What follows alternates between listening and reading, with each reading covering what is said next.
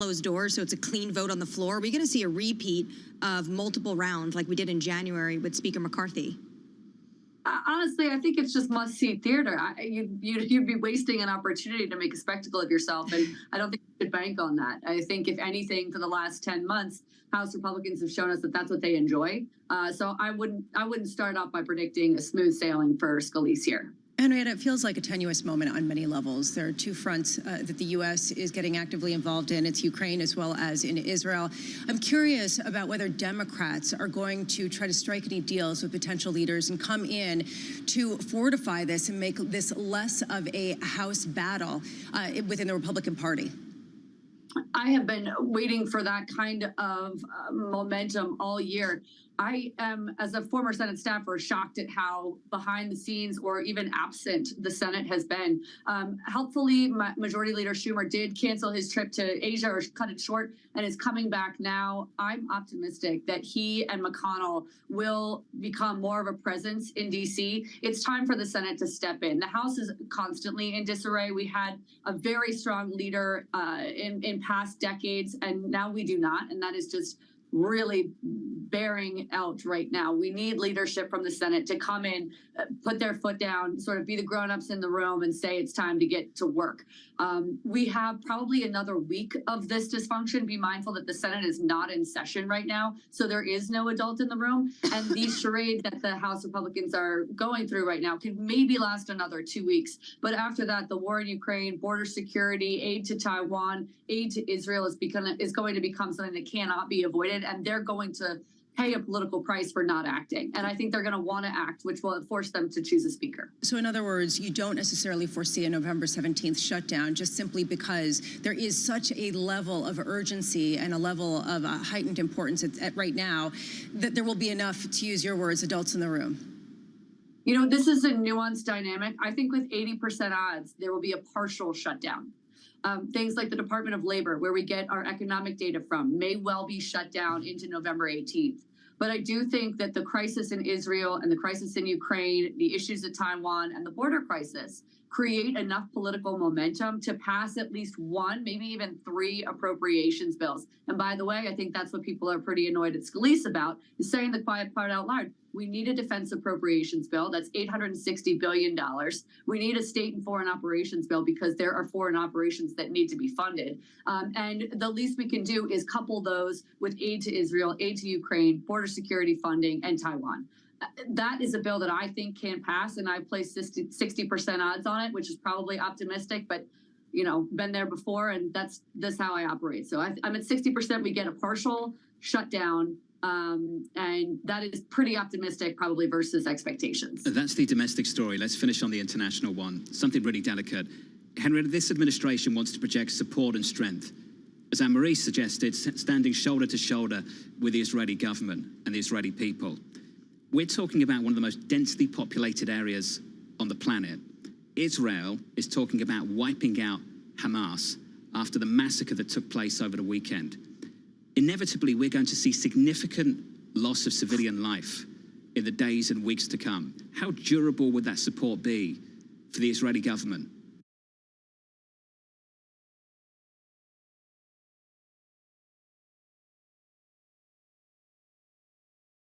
Extraordinary support, whatever you need while we're in the early throes of this, so that in the future, in the days and weeks to come, you're able to exercise restraint and say, hey, maybe this is a bit too far. Maybe we can find an alternate avenue. This is kind of along the lines of what we saw in Ukraine, not to make them complete parallels, but this the way you create alternative off-ramps via sanctions, via different kinds of munitions and military advancements. I think those are things that, by embracing Israel now so close to the chest the way the Biden administration is doing, especially in contrast to a Trump candidate who's saying, maybe they didn't do the right thing here. I think that's really going to pay dividends in the future. Henrietta, thank you. Henrietta Trace there of Vader Partners. Much more still ahead.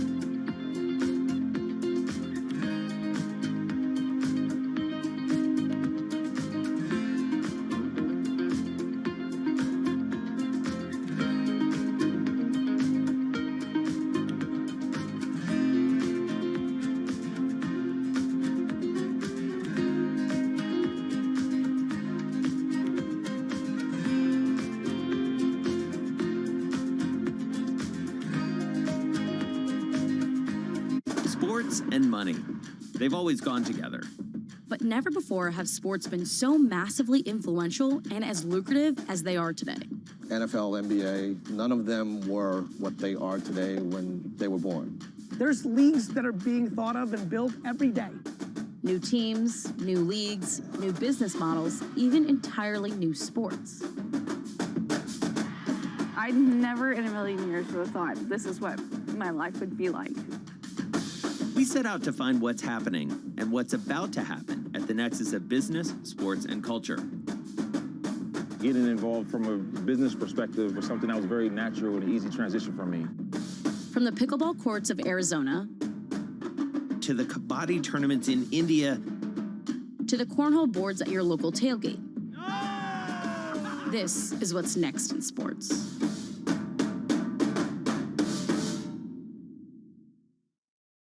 People ask me all the time, what is the key to being a really good investor? I tell them it's to surround yourself with and work with the best investors you can find. On Bloomberg Wealth, I'm going to take you to meet the greatest investors in the world, the people that I would like to have managing my money. Today, I would say perhaps only second to AI right now, which is AI has got so much going on that folks are so excited about it. Climate tech is the hottest area to be in.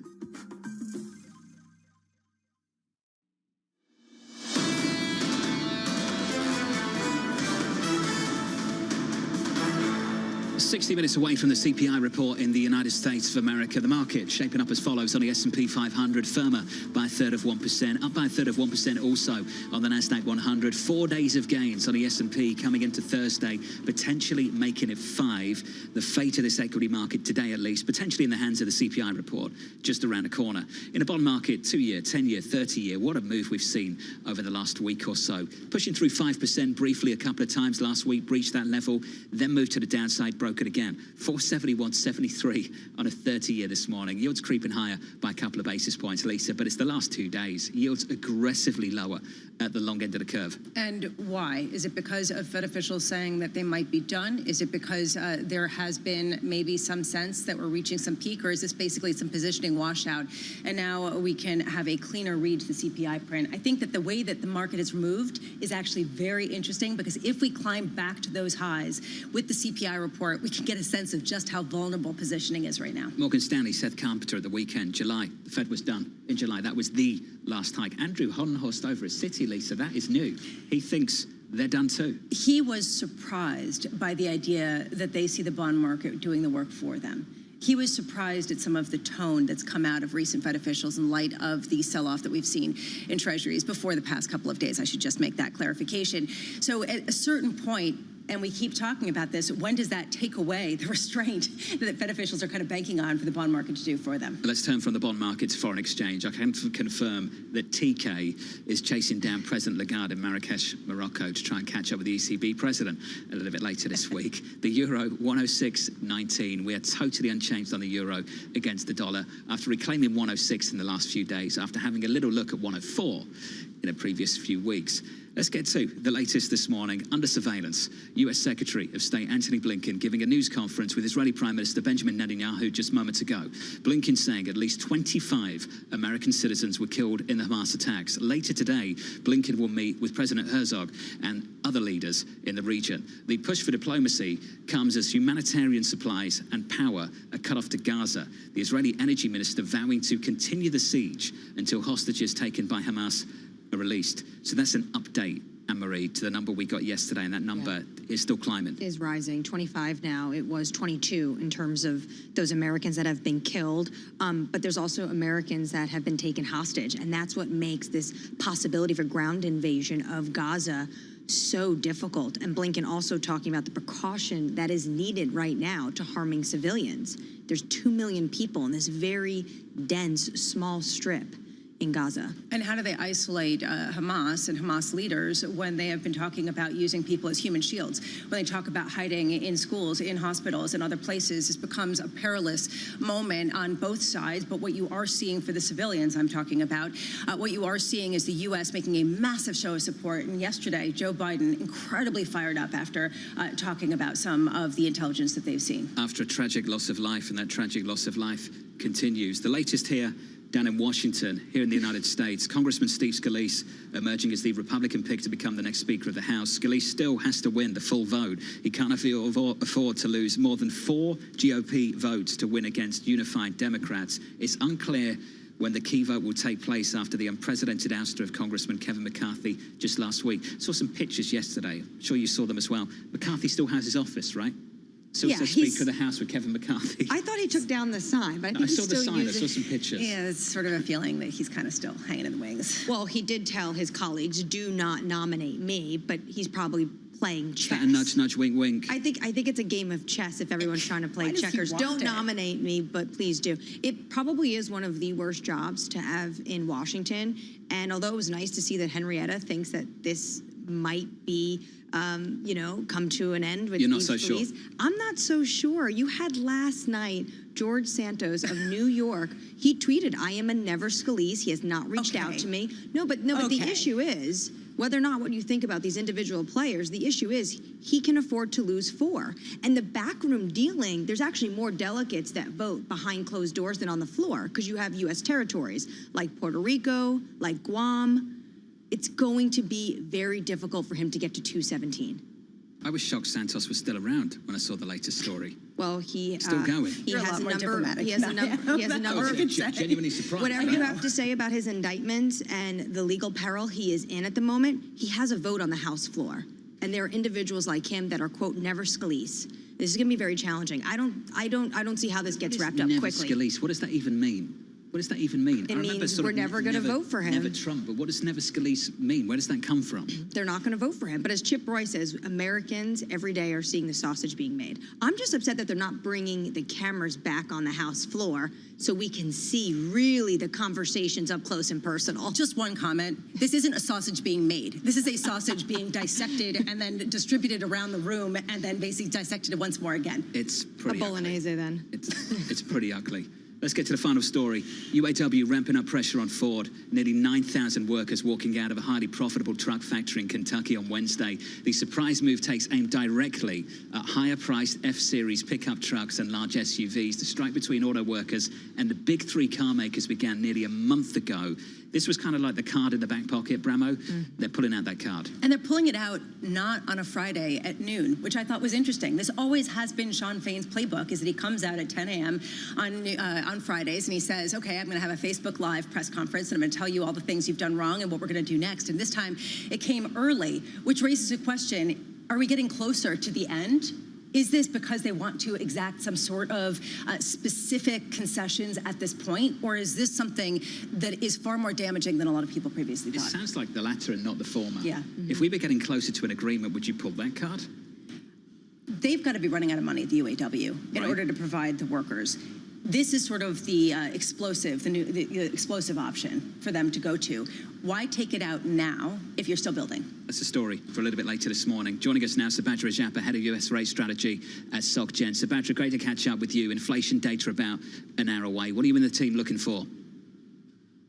So we're looking for a 0.3 on headline and 0.2 on core. It could be 2.3s, which is the consensus. It's really a lot of uncertainty around rents. We saw, rents kind of moderate quite meaningfully, and our expectations that rents will continue to moderate. But if we don't see that and we see a reversal, then that could take us to 0.3. But broadly speaking, I think that the concern right now for the markets is around how the Fed is going to respond on more broader circumstance of higher long end yields. Is the Fed done hiking rates? And the question really for the markets is how long they keep rates high for longer. Subhadra, what do you make of the whipsaw action that we've seen over the past week? It's really hard to know exactly, how the positioning was. I thought that a lot of the positioning had gotten cleaned out in the very sharp sell-off we saw. Geopolitics is always quite tricky. And unfortunately, even though the situation in the Middle East is very volatile, the market has gotten used to looking past events like these. And the reaction is perhaps going to be moderate. So I wouldn't be surprised if 10-year yields stay between 4.25% and 4.75% until we get some sort of a clarity on the situation in the Middle East. But broadly speaking, we see fair value in 10-year yields around 4.25%. So, the sort of run up we saw up to 4.75, 4.80. To us, I would say about 50% of that is probably more technical than fundamental. So put that together, Subhadra. If that's more technical and it's going to play down back to that 4.25% yield on the 10-year, does that basically put the Fed back on the table and not necessarily see the bond market as doing the work for them? That's a very good question, Lisa, because in some respects, we've been talking about this for a year or so, is that we've said that that front end monetary policy is very blunt and the monetary policy transmission mechanism is broken in this cycle. So the rise in the long end yields, if anything, was doing the Fed's job by tightening financial conditions, by raising mortgage rates, and corporate borrowing costs were going higher. So in some respects, if long end yields do come back down towards 4%, then you're going to see a reversal of that trend and the Fed having to kind of switch gears back to suggesting perhaps tighter policy, perhaps even delivering another hike if the data continues to remain strong. So it's this sort of very tough balancing act. And that's why you heard from the Fed saying that risks from here on are a little bit more balanced on the policy front. Subhadra, help me with this. Work with me. Do we have a better understanding of why yields were higher based on why they're lower? Not really. I mean, I think that, over the longer run, the way I look at the market is based on fair value, perhaps some technicals that are going to be driving yields higher. We saw a variety of technicals that drove, yields higher. We had, unwind of positions, as well as some technical reasons in the very long end in the futures market that drove long end yields a lot higher than people would have anticipated. So we're trying to see if we can kind of establish a new range between 4.25 and 4.75. And that's kind of where I see yields staying for at least the remainder of the year. Next year, it's a different situation because I think if the data starts to turn, I think you're going to see the trend towards lower yields in the early part of next year and towards perhaps the middle of next year when we're expecting the U.S. economy to go into a recession. So, Subhadra, with that in mind, just to put a bow on it, do you think it's fair to say that what we've seen over the previous few days is more of a positioning story that's built up over the previous few months? It feels that way to me. I don't see really any big fundamental drivers. I mean, term premium has risen quite dramatically. People point to the supply picture being very skewed relative to demand. I would agree with that argument.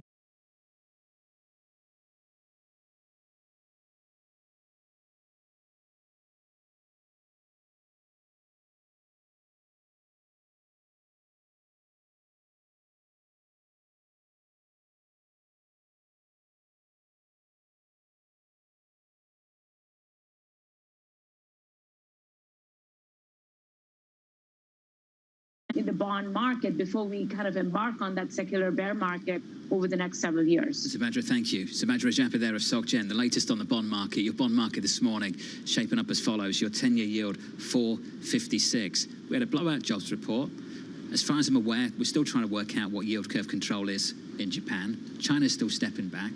What changed in the last couple of days? Well, obviously, you need to buy bonds. I mean, honestly, there's no real answer to this except for a positioning kind of story, because otherwise, or maybe you could say it's a risk aversion with respect to geopolitics. But as we've heard from person after person, you're not really seeing that meaningfully in other asset classes, maybe in oil a little bit, but not enough to justify this type of move. The CPI just around the corner. If you are just joining us, welcome to the program. Your S&P 500 on a 4-day winning streak, potentially making it 5. The S&P this morning positive by 0.4%. Counting you down to CPI a little bit later this morning, coming up at 8:30 Eastern Time. As soon as that number drops, Mike McKee's going to break it down. Then we'll hear from Jay Bryson, the chief economist at Wells Fargo, reacting to the CPI data. Bramo, just around the corner. I'm really most curious about the market response. I mean, yes, the actual numbers are going to be interesting, but there was a period of time when we saw that incredible run up in yields, down in price, where every upside surprise, hotter than expected print, would lead to a massive move in markets. Has positioning washed out enough to not have that type of reaction will be a real tell. We ignored PPI, didn't we? We did, completely. Why was that? I have no clue. Basically, people saying it's not as relevant. It's unclear whether those prices get passed into consumer prices. They're not necessarily that tied to what we see in CPI. it befuddled me that it was completely ignored because it was hotter than expected. Michael Schau of Marketfield earlier this hour said that disinflation was transitory. Yes. The disinflation we've seen is transitory. You love that. He's not alone, by the way. I've heard the same thing from Jim Bianco of Bianco Research. Mike Kontopoulos of RB Advisors was talking about the same thing as well. Doesn't get it, sees the economic data turning up. Haven't mentioned Neil Dutta for the best part of 2 days. So Neil Dutta of There you go. Ding, Neil ding, often ding. writes in and talks about the same thing. This is exactly what he's looking at too. And yesterday in PPI, you got confirmation of the nodes of that. Basically, this idea that you got goods reinflation and the signs of it in this data. If that's the case, doesn't that really confirm this transitory inflation story? Transitory disinflation. That's right. Sorry, That's it's, right. you know, I thought like we you said. stopped using the word transitory. No. We get a lot We of people in use trouble. transitory for a different No, it's not dynamic doing it. now. AMH. Anne-Marie, have you heard about Ozempic and fuel costs? I and how much have. you can save on United? The author of that particular report from Jefferies joining us next. From New York City, equities up by 1/3 of 1%, inflation data in the next hour.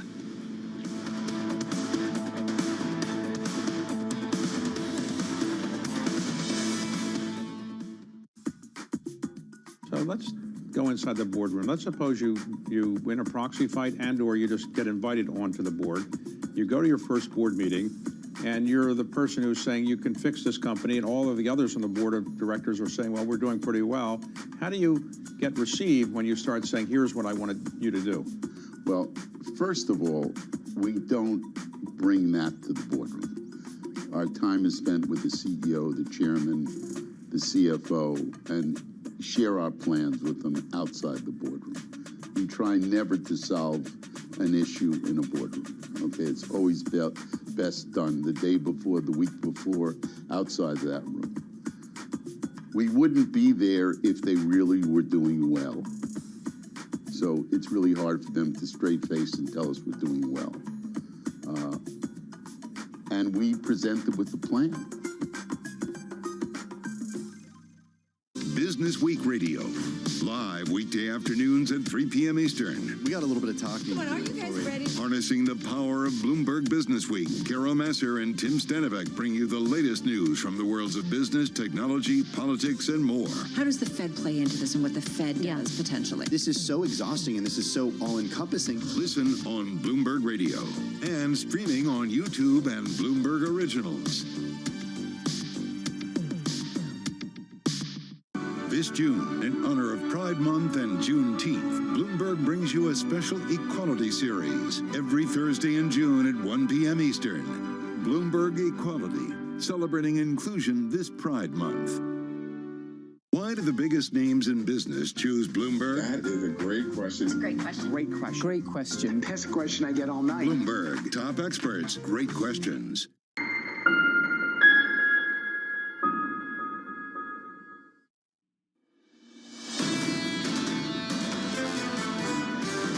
In my view, this transition to a more patient approach, taking the time to holistically assess incoming information, was warranted for a number of reasons.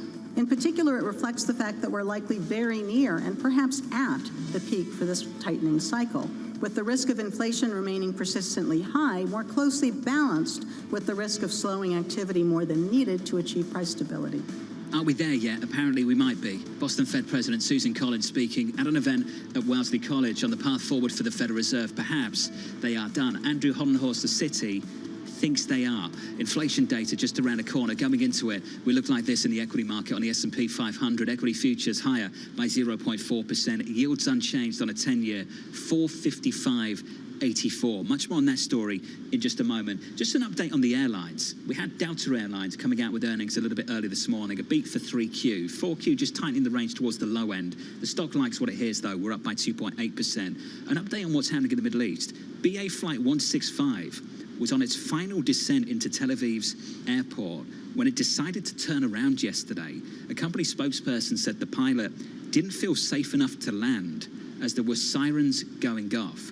So we've got airlines including American Airlines, Delta, Lufthansa, Air France, all suspending flights in the last couple of days, Anne-Marie, to Israel. Also, Emirates this morning, they're canceling flights to and from Tel Aviv until at least October 20th, last flight departing from Dubai on Thursday.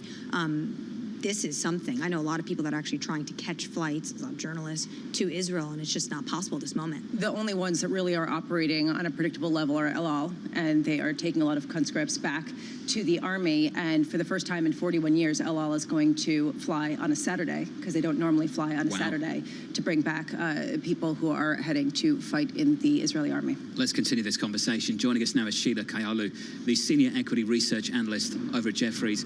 Sheila, let's start with this story. Just how disruptive is this for the airlines currently? It's disruptive, but it's manageable. What we've seen from Delta Airlines is they've cut their capacity to Israel through October, but I'm sure we'll see that change and schedules be trimmed into the rest of Q4 and potentially into January, depending on how long the conflict lasts. But it's manageable from a risk profile perspective that it's 1.5% of capacity for Delta.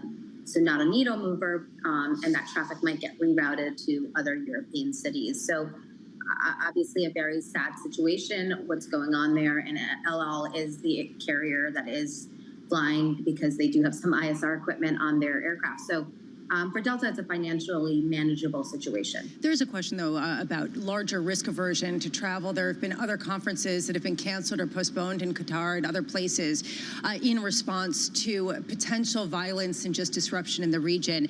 Is there a sense that this could make any kind of dent in some of the revenues or just the appetite to travel at a time of incredible unease? I think it might pull back international traffic a little bit, but we seasonally expect that. Q2 and Q3 are the biggest transatlantic Mideast travel season, so we'll see a pullback into that in Q4. So the airlines already have that built into their capacity plans. And again, that travel might get rerouted to, that's holiday travel and leisure travel might get rerouted to other cities. In terms of corporate, more U.S. focused, Delta did see a 10-point improvement this quarter. That was the first time they noted that. Corporate's kind of been stuck at 80% recovered. That's mostly in the U.S. I'm talking, but we did see some improvement to going back to work. So not sure how much corporate international travel to the Mideast and that region Delta has specifically, but we do think it'll be a manageable risk for U.S. network carriers in general. The Delta results actually put to rest some of the biggest fears, at least for now, that higher oil prices would seriously impede profits. It also raises questions about how much they are unable to pass along some of those price increases to the consumers. What did you learn in terms of the reality on the ground of how airlines are managing some of their fixed costs and their ability to actually keep airfares elevated? So I think, my thought into today was Delta's print was going to be in line, and it's in line, and that they were going to narrow to cut the guidance slightly, and they did. But I think as we have other network carriers, and especially the low-cost carriers, report through earnings season, this Delta print is going to come out looking much better. Delta did go to the low end of its guidance, but one of the factors to highlight here is they generated $2.7 billion of free cash flow year to date, and they narrowed their guidance to $2 billion of cash from $3 billion prior. That's due to higher maintenance and fuel. I think we're seeing the impact of that. Delta does have a long-term target of, billions of dollars of cash generation out there. So we could see those trimmed because of what's going on with higher fuel prices, and maintenance expenses also coming in higher too. How much more difficult is it going to be for these airlines to hedge for potential future spikes in jet fuel as they see this tragedy unfold in the Middle East? None of the airlines outside of Southwest currently have a massive hedging program, so they do it through other ways. For instance, for Delta, we'd highlight that 55% of their revenues are from other services, such as their Delta Tech Ops network, which is quite a unique feature they have. That's differentiated and helps lower their maintenance costs. They have their loyalty program with Amex as well. So they have other revenue streams. They really derive revenues from premium customers. So they try to hedge it in that way rather than a direct hedge. Can we finish there, just on those loyalty programs? Changes over at Delta, Sheila. How are those changes working out? I say I wish I could use a Sky Miles Club because I never have time. I'm constantly running around. And Ed Bastian is kind of taking a step back and saying they'll revisit the exact changes because of the feedback they've gotten, but it's just making it more difficult to earn those points given that they have such a high loyal customer base because they do have a very reliable on-time network, and part of that comes from their other revenue streams too. I'm trying to work out if they're going to lose customers because of the changes they've made. Do you think they might? I don't think so, just because they'll actually get me to where I need to go. So it's okay for me, but you know, and they have such a loyal customer base. I mean, that's what's resulting in these changes to begin with, is that they have too many loyal customers, so they're just making the tiers slightly more difficult. So I don't think they'll lose customers. Perhaps you might, you know, swap a Delta and United, but you're not going to move to a different tier. My colleague Tom Keane would say right now we need the Bramo cam because Lisa has views on this, Sheila. Well, I just Big think, views. Hold on a second. First of all, this isn't people necessarily being loyal. It's people who get an American Express card. So if you get an American Express card and then you get into the lounge and then the people who actually are flying don't access it unless they spend about $1 million in actual ticket costs, then you have to wonder, why should someone stick with one airline rather than go to any airline that offers them the best fare that gets them to where they need to go? I think also one thing to remember, which we haven't talked about because there's been so many fears of airline profitability with fuel going higher, is capacity is still tight in the market to certain city pairs, right? So it's not like you have tons of options. You usually have 1 to 2 to pick from. So that's why airlines have been so successful gaining pricing so far, especially we're seeing that in the international areas. So yeah, I think that's why they're stepping back, because they don't want to lose that customer base to that other carrier potentially, but I don't think you're going to see a massive shift. So basically, they don't have to worry about losing that customer based on what I just heard, Sheila. Sheila Kahlu there of Jefferies on the latest with Delta. If you want to get into the lounge, good luck to you. You need like hours just to line up. It's true. Just to get in. Especially if I see that line to the Sky Lounge. I feel sorry for everyone flying with Delta. Yeah.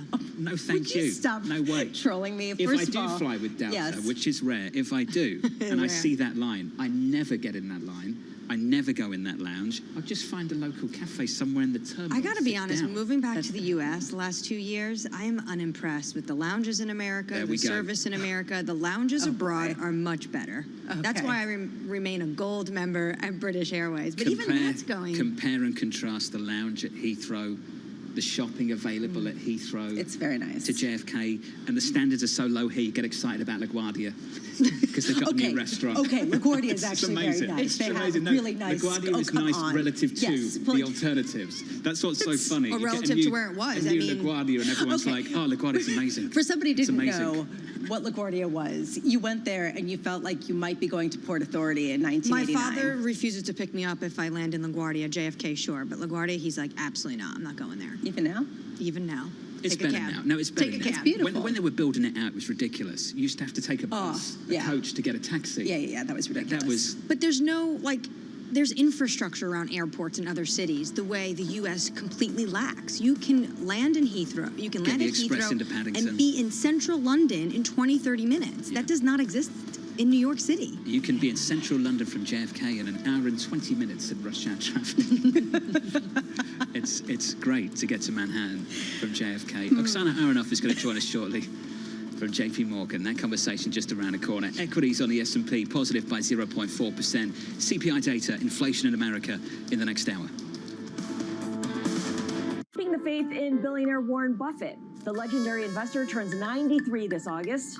His signature must-read letters to shareholders have been getting shorter and shorter. This year's letter contained few fresh ideas. But most investors in a Bloomberg survey say Buffett's steady Eddie approach of buying cheap, safe, high-quality companies will beat the market.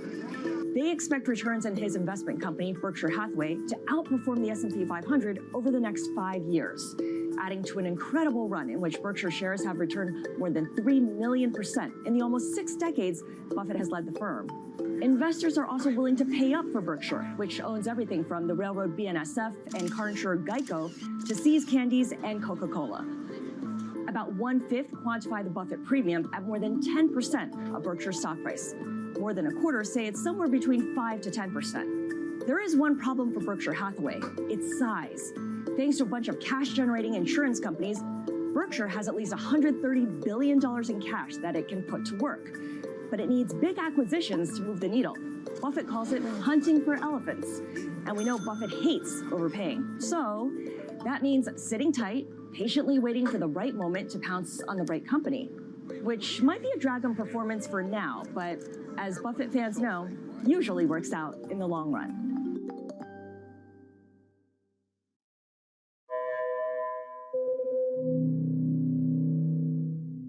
Our studios in New York and San Francisco, our expert hosts of the data and analysis about the companies you know and the startups to watch, plus the interviews you don't want to miss.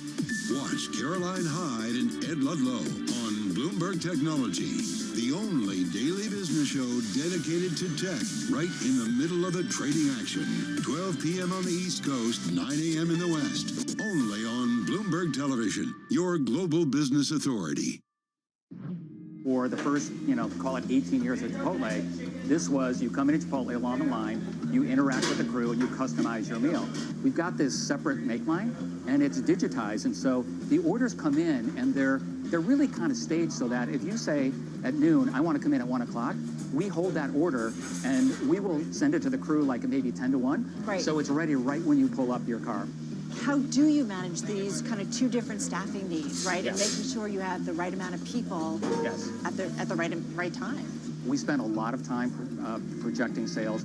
A lot of it is, it's part art, part science. We're trying to bring more science and more AI into it. Because if you get the right sales projection, then you know exactly what your staffing needs to be. So if you get the sales right, you can get the entire restaurant staffed perfectly.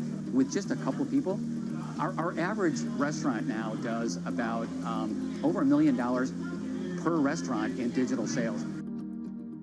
Lots happening on Wall Street. There are so many factors at play today. It remains tight in certain parts of the economy. Need to catch up? This is Bloomberg Wall Street Week. I'm David Weston. We've got the information and insight. Crisis is too strong a word, and words like that get used a lot. From businesses most influential and instrumental. America's economy needs a diversity of institutions. That's something that Wall Street pays a lot of attention to. Bloomberg Wall Street Week, live Friday with replays all weekend on Bloomberg Television and Radio.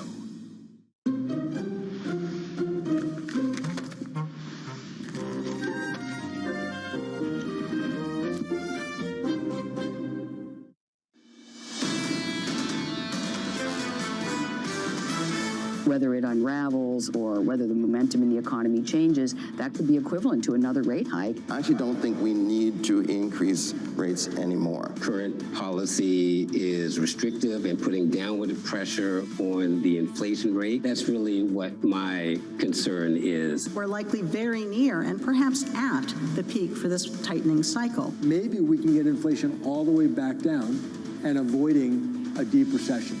That's what I would call a soft landing. So far, it's looking more favorable. This is Bloomberg Surveillance with Tom Keene, Jonathan Farrow, and Lisa Abramowitz. Just getting tons of messages now about airport lounges. Alitalia Rome. I'm with you, Alitalia Rome. From New York City this morning. Good morning, good morning. For our audience worldwide, this is Bloomberg Surveillance on TV and radio alongside Lisa Abramowitz. I'm Jonathan Farrow, together this morning with Bloomberg's Anne-Marie Hordern, TK in Marrakesh, Morocco. This hour, all about inflation. The data 29 minutes away. Going into it, the price action looks like this, up 0.4% on the S&P. Lisa, CPI just around the corner. And how much is this market going to swing on an upside surprise? That really, to me, is the key. Where is the bias at a time where people are saying it's not one inflation print, it's a slew of them, and the one that we got yesterday was hotter than expected, and no one seemed to care. So go figure exactly how this is going to be responded to. The bond market rally continued. Exactly. Big move on Tuesday, big move on Wednesday. Lisa, yields lower. And this is sort of raising the question, and you asked it very well. Do we have any sense of what drove yields higher based on what drove them lower? You said that, and it was a great question, and the answer, I think, very clearly is absolutely not, except maybe it is a positioning squeeze. And if that's the case, what information are we gleaning from a bond market that the Fed is saying is doing the work for them? It's a big, big data point for Wall Street. Anne-Marie, it's a big, big data point for the President of the United States. Yeah, it's huge. I mean, this administration continues to get poor remarks when it comes to the economy. Poll after poll shows that. And then when you dig into some of these numbers, it's about higher gas prices. It's about higher food prices. That is their main concern. Even though they'll come out and they'll tout a very hot labor market, people are just not feeling it when they're paying higher for their consumer goods. That's their main domestic concern for the economy. Let's talk about their concerns for what's happening internationally right now in the Middle East, in Tel Aviv. Secretary Blinken alongside Prime Minister Benjamin Netanyahu in the last hour. The death toll, Anne-Marie, just keeps on climbing. It still feels like days later we don't have clarity on those key issues. There's a lot of fog right now, and there's a lot of questions being asked, and we don't have full clarity. But right now we do know that Secretary Blinken, who was standing alongside Benjamin Netanyahu, giving the full throttle support of the United States, but he did say that death toll now is at 25 American citizens. This is weighing heavily on this White House. The death tolls are going to be rising pretty dramatically in the upcoming days if some of the rhetoric is any guide to go by. And there's a question here for markets which tend to be cold-hearted and try to look past what they don't understand. There is a question, at what point are they forced to pay much more attention if there is some sort of escalation? And we've heard that escalation type of rhetoric come out of a lot of different places. So people are watching this closely, sort of saying, can't really care about it yet, but there's just a question, okay, well, at some point it might make more of a difference. The Israel-Hamas war in its 6th day. If you are just joining us, welcome. We're counting down to the inflation report in about 27 minutes' time. The market's shaping up as follows on the S&P 500. Equities firmer, higher by 1/3%. 4-day winning streak on the S&P coming into Thursday, potentially to make it 5, would be the longest winning streak going back to the middle of June. In the bond market, big moves, yields lower, 455.84, after threatening to go up into the 490s and beyond on Friday. Lisa, off the back of a blowout jobs report just on Friday, and still, we started the week talking all about the bad things that have been happening in the world over the weekend for obvious reasons. And it meant we didn't talk about a payrolls report that came out on Friday. And maybe it obscured that and forced more of the flight to safety. At the same time, if you have a better than expected jobs report, if you have what we're experiencing yesterday with PPI coming in stronger than expected, goods reinflation beginning yet again, all of a sudden, can the narrative switch on a dime, considering the fact that people have been sort of jumpy with their positioning and jumpy with their sense of the longer-term paradigm? The 2-year still in and around 5%, 4.99. With us to discuss, Oksana Aronoff, the head of market strategy at JP Morgan Asset Management. Oksana, good morning. Good morning. You wanted high yields, you got them. Were they high enough? I do find it fascinating, John, as you just mentioned, that on Friday we were pushing 490 on the 10-year. What has happened since then? We've had a monster beat on jobs. We had better than expected PPI. We had weak Treasury auctions.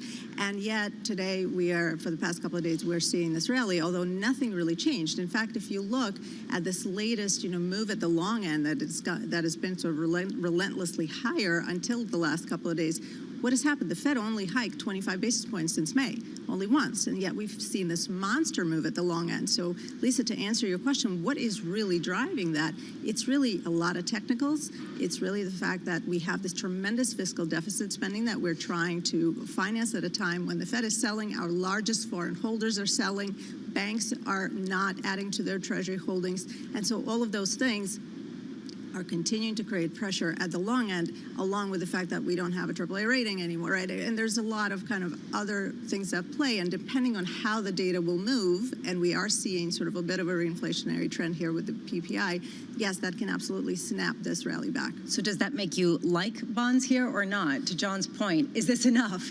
No, it's not enough yet. In fact, I think the 10-year, even at some of its highest points in the 4.8s, was still very much priced for a 2% inflation world. Because remember, the 10-year ultimately has to reflect growth plus inflation plus a long-term premium. And if we just go by growth plus inflation, we are not on the 10-year where we should be, just based on that very basic math. So I wouldn't be surprised if the 10-year does cross 5%. Without a doubt, the geopolitical events that are unfolding, to the extent that they engulf, additional players and other countries, can change the rhetoric, no question about it. But if we kind of focus on what's happening in the U.S. and the U.S. rates as a reflection of the economic underpinnings, the technical underpinnings, we are not yet at fair value on the 10-year. There's been a sense in markets that the recent test of 5% yields on the long end seems to only edify a sense that the risk asset market is solid and can withstand some sort of higher rate regime. Do you agree with that? I mean, is that basically what we have learned, that if you get stability at 5%, everything can go along, everything can be copacetic? That's certainly kind of what we've seen, right? spreads have stayed tight. In fact, spreads have tightened since the events, right, in the Middle East, which is really interesting, and stock markets are actually higher. But I do think that the passage of time with this higher cost of capital will absolutely take its toll on corporate balance sheets. You know, we are seeing a default cycle that is underway. Defaults in the high yield space have tripled since the beginning of this year, albeit from incredibly low levels. So we started at 1%, we're now pushing 3% on defaults. And that drumbeat is going to continue because without a doubt, there were a lot of companies that probably should have never made it past 2020, but did, and that are going to have their, you know, come to Jesus moment, let's call it. So I think when it comes to corporate balance sheets, to some extent consumer balance sheets, because we are also seeing cracks in the lower income consumer, just hasn't made its way to, say, the top 50%. And until it does, I think this market is underestimating, or your typical bond investor is underestimating the strength of the consumer. But without a doubt, there are some trends underway there. To the extent that commercial real estate will continue to grapple with issues and reprice, any sector of this market that depends on cheap financing is going to struggle as we continue to live in the higher in this higher cost of capital world. And that will happen with or without a recession. I think that's really important to recognize. Whether we go into a recessionary backdrop or not, there's going to be a repricing in credit. Timing this stuff is difficult, obviously, but we do have some information on the maturity profile of all these companies. What's the window for that? So in the high yield space, because that is, of course, sort of always the canary in the gold mine, this is where defaults tend to be concentrated. We do have a kind of a spike in maturities in 2025, another one in 2026. So as we go through the next 6-8 months, and, you know, as you said, timing is difficult. These things we never know what the tipping point will be. And when it happens, in retrospect, it's sort of like, well, of course, you know, that's what caused it. So it could happen in a month, it could happen in 3 or 6, but as we go through the next 6, 8, 12 months, we're going to see that repricing underway. I'm going to do that really irritating thing that journalists do. I'll ask for a time and a price. So that was the time, give it a price. Right now, spreads are like 400 basis points. It's not that wide on a historical basis at all. What kind of spread widening are you and the team expecting? Yeah, so just to give you an idea, you know, the long-term average spread in junk-rated debt is above 500. So we are not even fair value at this point. The long-term, you know, recession average is above 900. So if you do believe in a recessionary backdrop, then you shouldn't really be in these markets, period. That's not enough compensation. You have double Bs out there, which is the highest tier of the junk-rated space, that are paying you, you know, 6+%, and in a world where cash is almost paying you that much. So I think because investors are seeing these generally higher yields, John, as you said, you know, 8-9% in high yield, for example, it's like, oh, this is attractive, but they're not recognizing that the actual compensation for the risk they're taking on in that name, in that sector, is really, really minuscule. We were talking with Michael Shaul earlier this morning of Marketfield, and he was saying that we're going to possibly get some sort of yield curve control should there be some disruption in markets in a more significant way. And a kind of repricing that is disorderly could spur that. Do you buy into that idea? I think any yield curve control, you know, I don't know whether we will be in a world where it's implemented here in the U.S., but I think it would be a complete failure because it absolutely does not address the inflationary underpinnings. You cannot sort of control what's going on in the economy by putting an artificial cap. And I think if central banks have learned anything over the last 12 months is that meddling in bond markets and artificially manipulating essentially yields ends badly, generally. I would also say that, you know, to the extent that a slowdown is in the cards, because certainly this kind of soft landing has dominated the conversation, and it seems to be kind of where we're headed now. But soft landing in itself is not a destination, right? Because you're always trending. You're accelerating or decelerating. And we do agree that generally, at this higher cost of capital, the trend will be a decelerating one. Eventually, we think it will come later than most expect. But where we disagree is that we think that the Fed is going to be a very muted player whenever that deceleration in the economy does arrive. With inflation above their target, their hands are going to be very much tied, and they will not be able to deliver the very aggressive cuts that I think investors associate with any kind of slowdown. And I think looking back to like the late 90s is an instructive period in our history to see that, where inflation was kind of around that 3% mark, a little bit higher, and the Fed kept the Fed funds rate 4.5% to 6%, in spite of the fact that we had the Asia crisis, Russian crisis, LTCM, right? All these bad things were happening, but the Fed funds rate stayed elevated because inflation. It's an interesting point. If you are just joining us, a lot to get through this morning. Inflation data just around the corner. Welcome to the program. Your S&P 500 is firmer here by 0.4%. Your bond market yields lower a single basis point of 454.81. The inflation data is about 20 minutes away. The latest on the Israel-Hamas war, entering day 6. We had a very rare call take place a little bit earlier on today between the Saudi Crown Prince Mohammed bin Salman and Iranian leadership. And now, Anne-Marie, we hear from the Iranian foreign minister. Yeah, Hossein Amir-Abdollahian, he's talking about this act of resistance was entirely Palestinian. What you're going to see from this individual, he's doing really a regional tour upcoming. He's going to go to a lot of Gulf states. Any Gulf states that are going to be in conversation with Israel, he's going to make them feel very uncomfortable about this moment.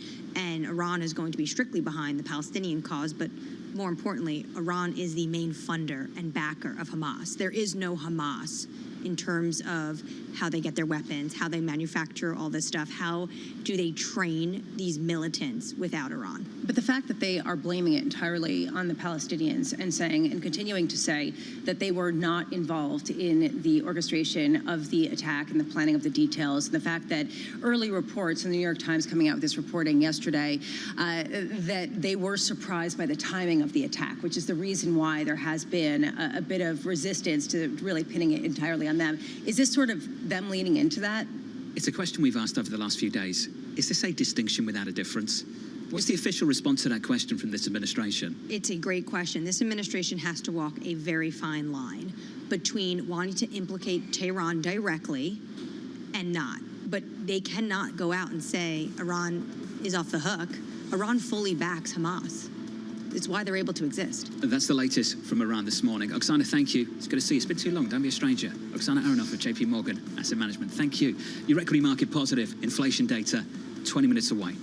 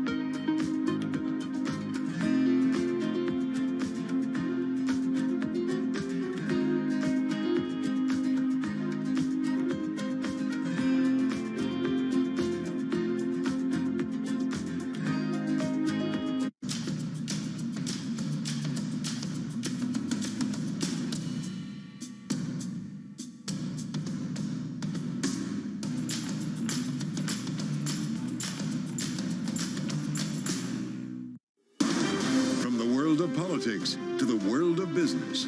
Every weekday at 5 p.m. Eastern Time, hosts Anne-Marie Hordern and Joe Matthew alongside Kaylee Lines deliver news, insight, and analysis live from Bloomberg's Washington headquarters. Get the latest from and about politics' biggest power players at the end of every trading day. Balance of Power, every weekday at 5 p.m. Eastern Time, only on Bloomberg, your global business authority. Markets countdown in Europe. From the financial centers of the world, Bloomberg Markets European Close with Guy Johnson in London and Alex Steele in New York. Real-time numbers, real-time analysis. Weekdays.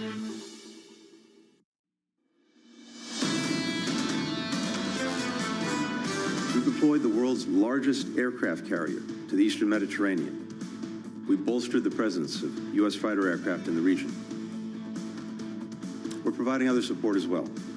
We continue working closely with Israel to secure the release of the men, women, children, elderly people taken hostage by Hamas. We're pursuing intensive diplomacy throughout the region to prevent the conflict from spreading. That's the latest from the U.S. Secretary of State Antony Blinken speaking alongside Israeli Prime Minister Benjamin Netanyahu in Tel Aviv. Joining us now is Elliot Ackerman, the former White House Fellow and U.S. Marine Corps veteran. Elliot, always wonderful to catch up with you, sir, under difficult circumstances, I know, this time around. Elliot, we've talked a lot in the last week or so about a key distinction the fact that Hamas is financed by Iran, but Iran, supposedly, according to many reports, was unaware of the attacks that took place over the weekend beforehand. Elliot, is that a distinction without a difference from your perspective?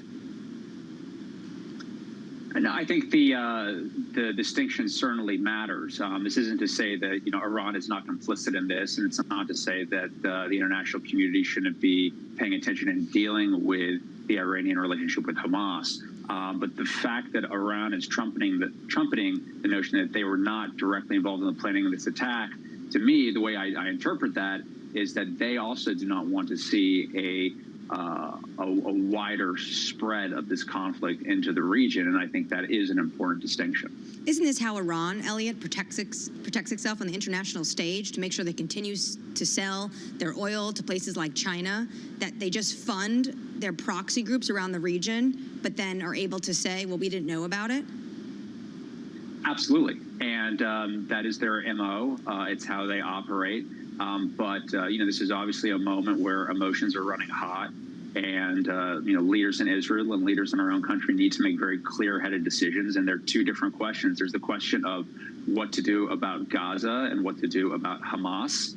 And then there's the question that's really a global question of what to do about the Iranian regime that sponsors terrorism. And I think it's important to keep those two distinct, because if they are conflated, you run a much higher risk of this conflict spreading outside of the borders of Israel and Gaza and becoming a regional conflict. Because this is happening in a moment, too, where we are seeing in places like Ukraine this sort of rise of an authoritarian axis that includes Iran, Russia, and China. Mm-hmm. Overnight, there was a rare phone call between Mohammed bin Salman and Ibrahim Raisi, the Iranian leader. Do you think the United States pressured the Saudis to tell the Iranians to stay out of this, as well as make sure the proxy group Hezbollah in Lebanon stay out of this as well?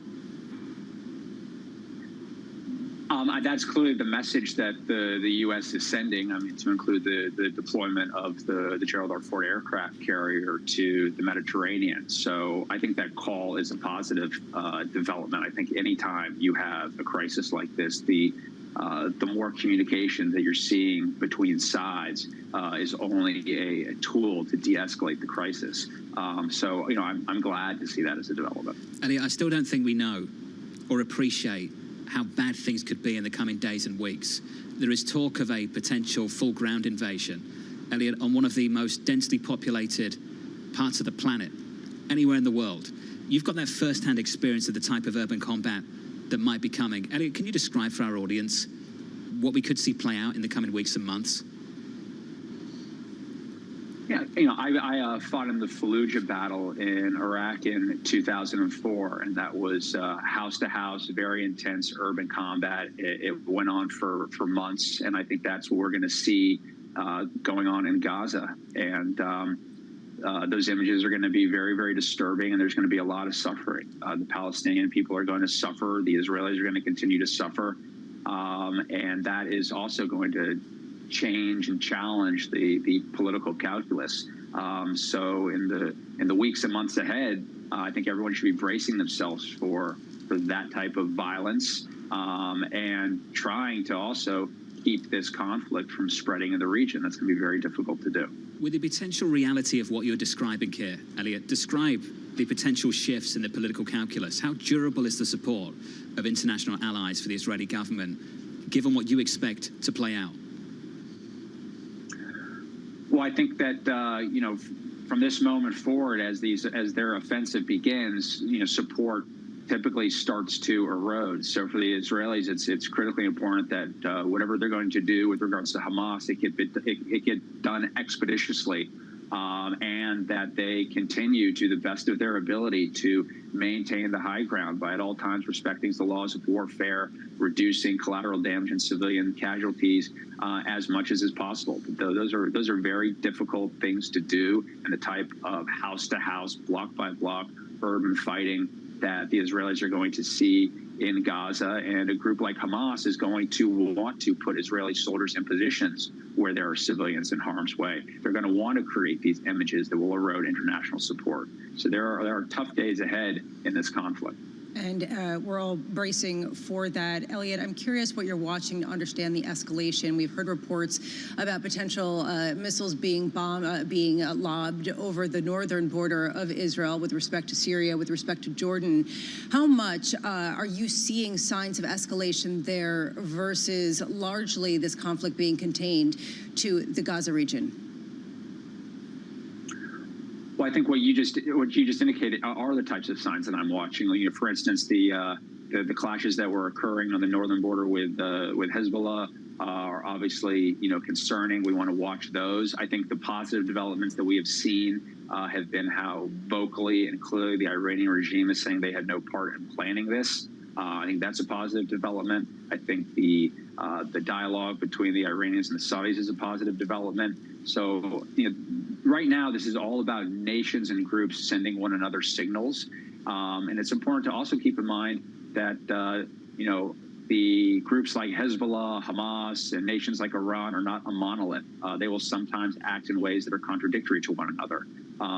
So, you know, again, these are very fraught days that we're heading into.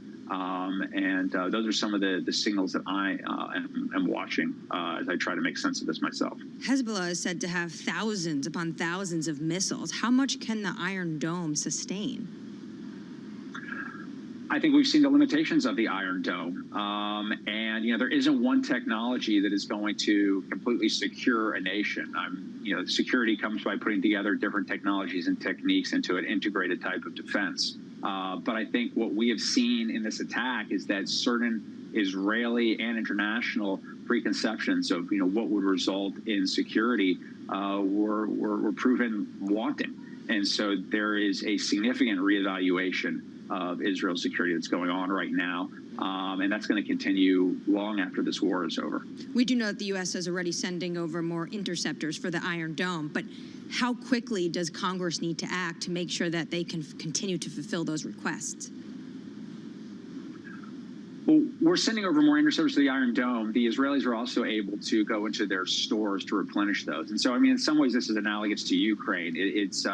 It's more that you need to replenish the back end to make sure that the type of supply that we're looking to provide, both in Israel and in a place like Ukraine, is sustainable. And so, you know, in recent years, we've seen sort of the U.S. military-industrial base challenged in ways that it hasn't been, you know, for decades. And so, this only solidifies the importance of reinforcing our military-industrial production facilities in the U.S., which we're already doing. Elliot, as always, thank you for your service, sir, and thank you for being with us, and hopefully we can do this again soon. Elliot Ackerman there, the Marine Corps veteran, former White House fellow, and co-author of 2034, a novel for the next World War. Just a gruesome reminder, Anne-Marie, of what we might have to potentially look at in the days and weeks to come. Yeah, and to his point, yesterday, the president did come out and say that he did have this conversation with Benjamin Netanyahu to make sure they are abiding by rules of war. And Blinken almost reiterated that again today. The precautions that are needed when you're dealing with a place like Gaza, how dense it is, and how half the population is basically children. And when you have leaders who have a history of hiding behind civilians in order to have some of the images that are going to be coming out, that also makes things that much more catastrophic. Without a doubt, without a doubt. That's the story at the moment, the state of play between Israel and Hamas. Coming up next, we turn to the financial markets and the economic data. CPI just around the corner. This is going to be a breakdown of the next 5 or 10 minutes or so. Mike McKee's going to break down that economic data for you. We'll catch up with Jay Bryson of Wells Fargo to give you the analysis. That analysis is just around the corner. CPI up next.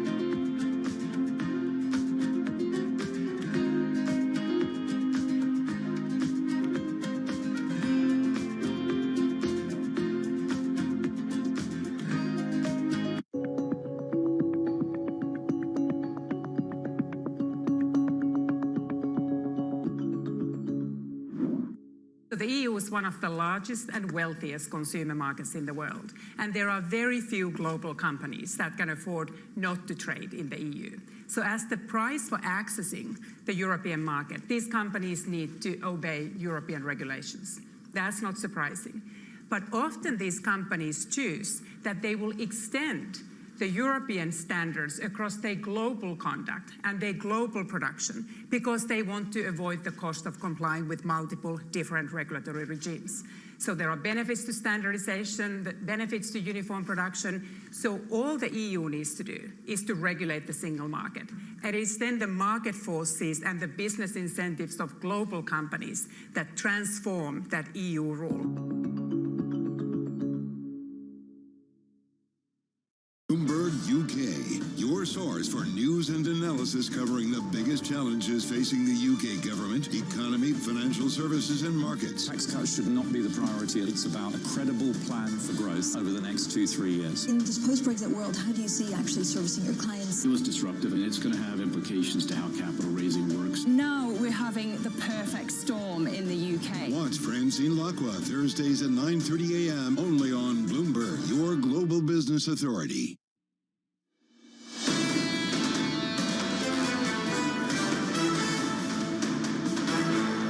Inflation data in America just seconds away. The CPI report just around the corner. The market price action going into it looks like this on the S&P 500. Equities elevated by 0.4%. Yields are a little bit lower, down by 4 basis points going into the print, 452.97, a whole lot lower over the last couple of days. The inflation report in America with Bloomberg's Mike McKee around the table here in New York drops right now. Morning, Mike. Good morning, guys. Well, the numbers come in a little bit hotter than anticipated, with CPI up 0.4. The forecast was for a 0.3 increase, but that's down from 0.6 the months before. The core comes in up 0.3, which is bang on, and so year over year, CPI 3.7% unchanged from where it was in August, and the core 4.1%. That's down 2 ticks from 4.3% in August. So some relatively good news there. We'll take a look at what the numbers break down to. But first, let me pass along the jobless claims are still confounding. 209,000 on the week. That is not what was expected by analysts who were looking at these auto worker strikes and thinking that some people might be off work.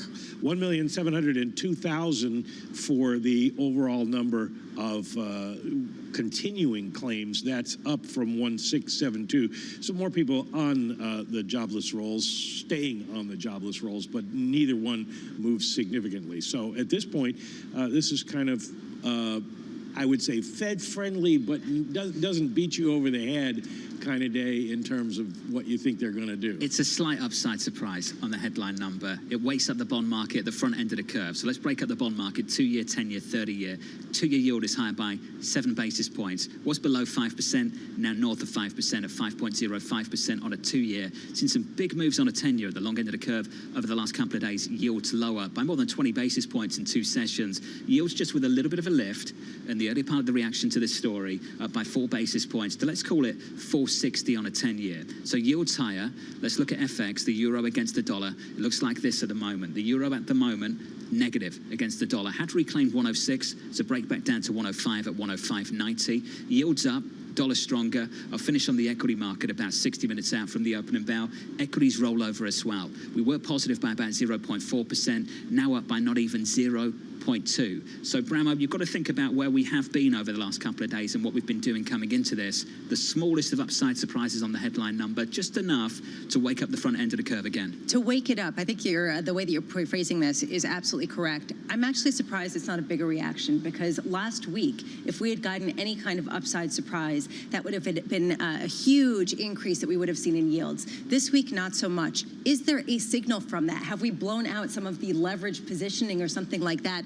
Really, right now, the biggest move that I'm seeing is really on the currency space, which is interesting after all the drama that we've been seeing in yield space. So, Mike McKee, PPI, upside surprise, CPI, the smallest of upside surprises. Put it all together. What do you make of it? Well, the interesting thing about the number, the upside surprise in the headline number is that much of it is energy, and much of that was gasoline, up 2.1%, breaking a kind of string of lower numbers, but the 2.1% half what we saw for PPI. And the rest is in housing, and that was kind of perhaps one of the disappointing aspects of this. Shelter up 0.6 after being up just 0.3 in August, and owner's equivalent rent up 0.6 after a 0.4 gain.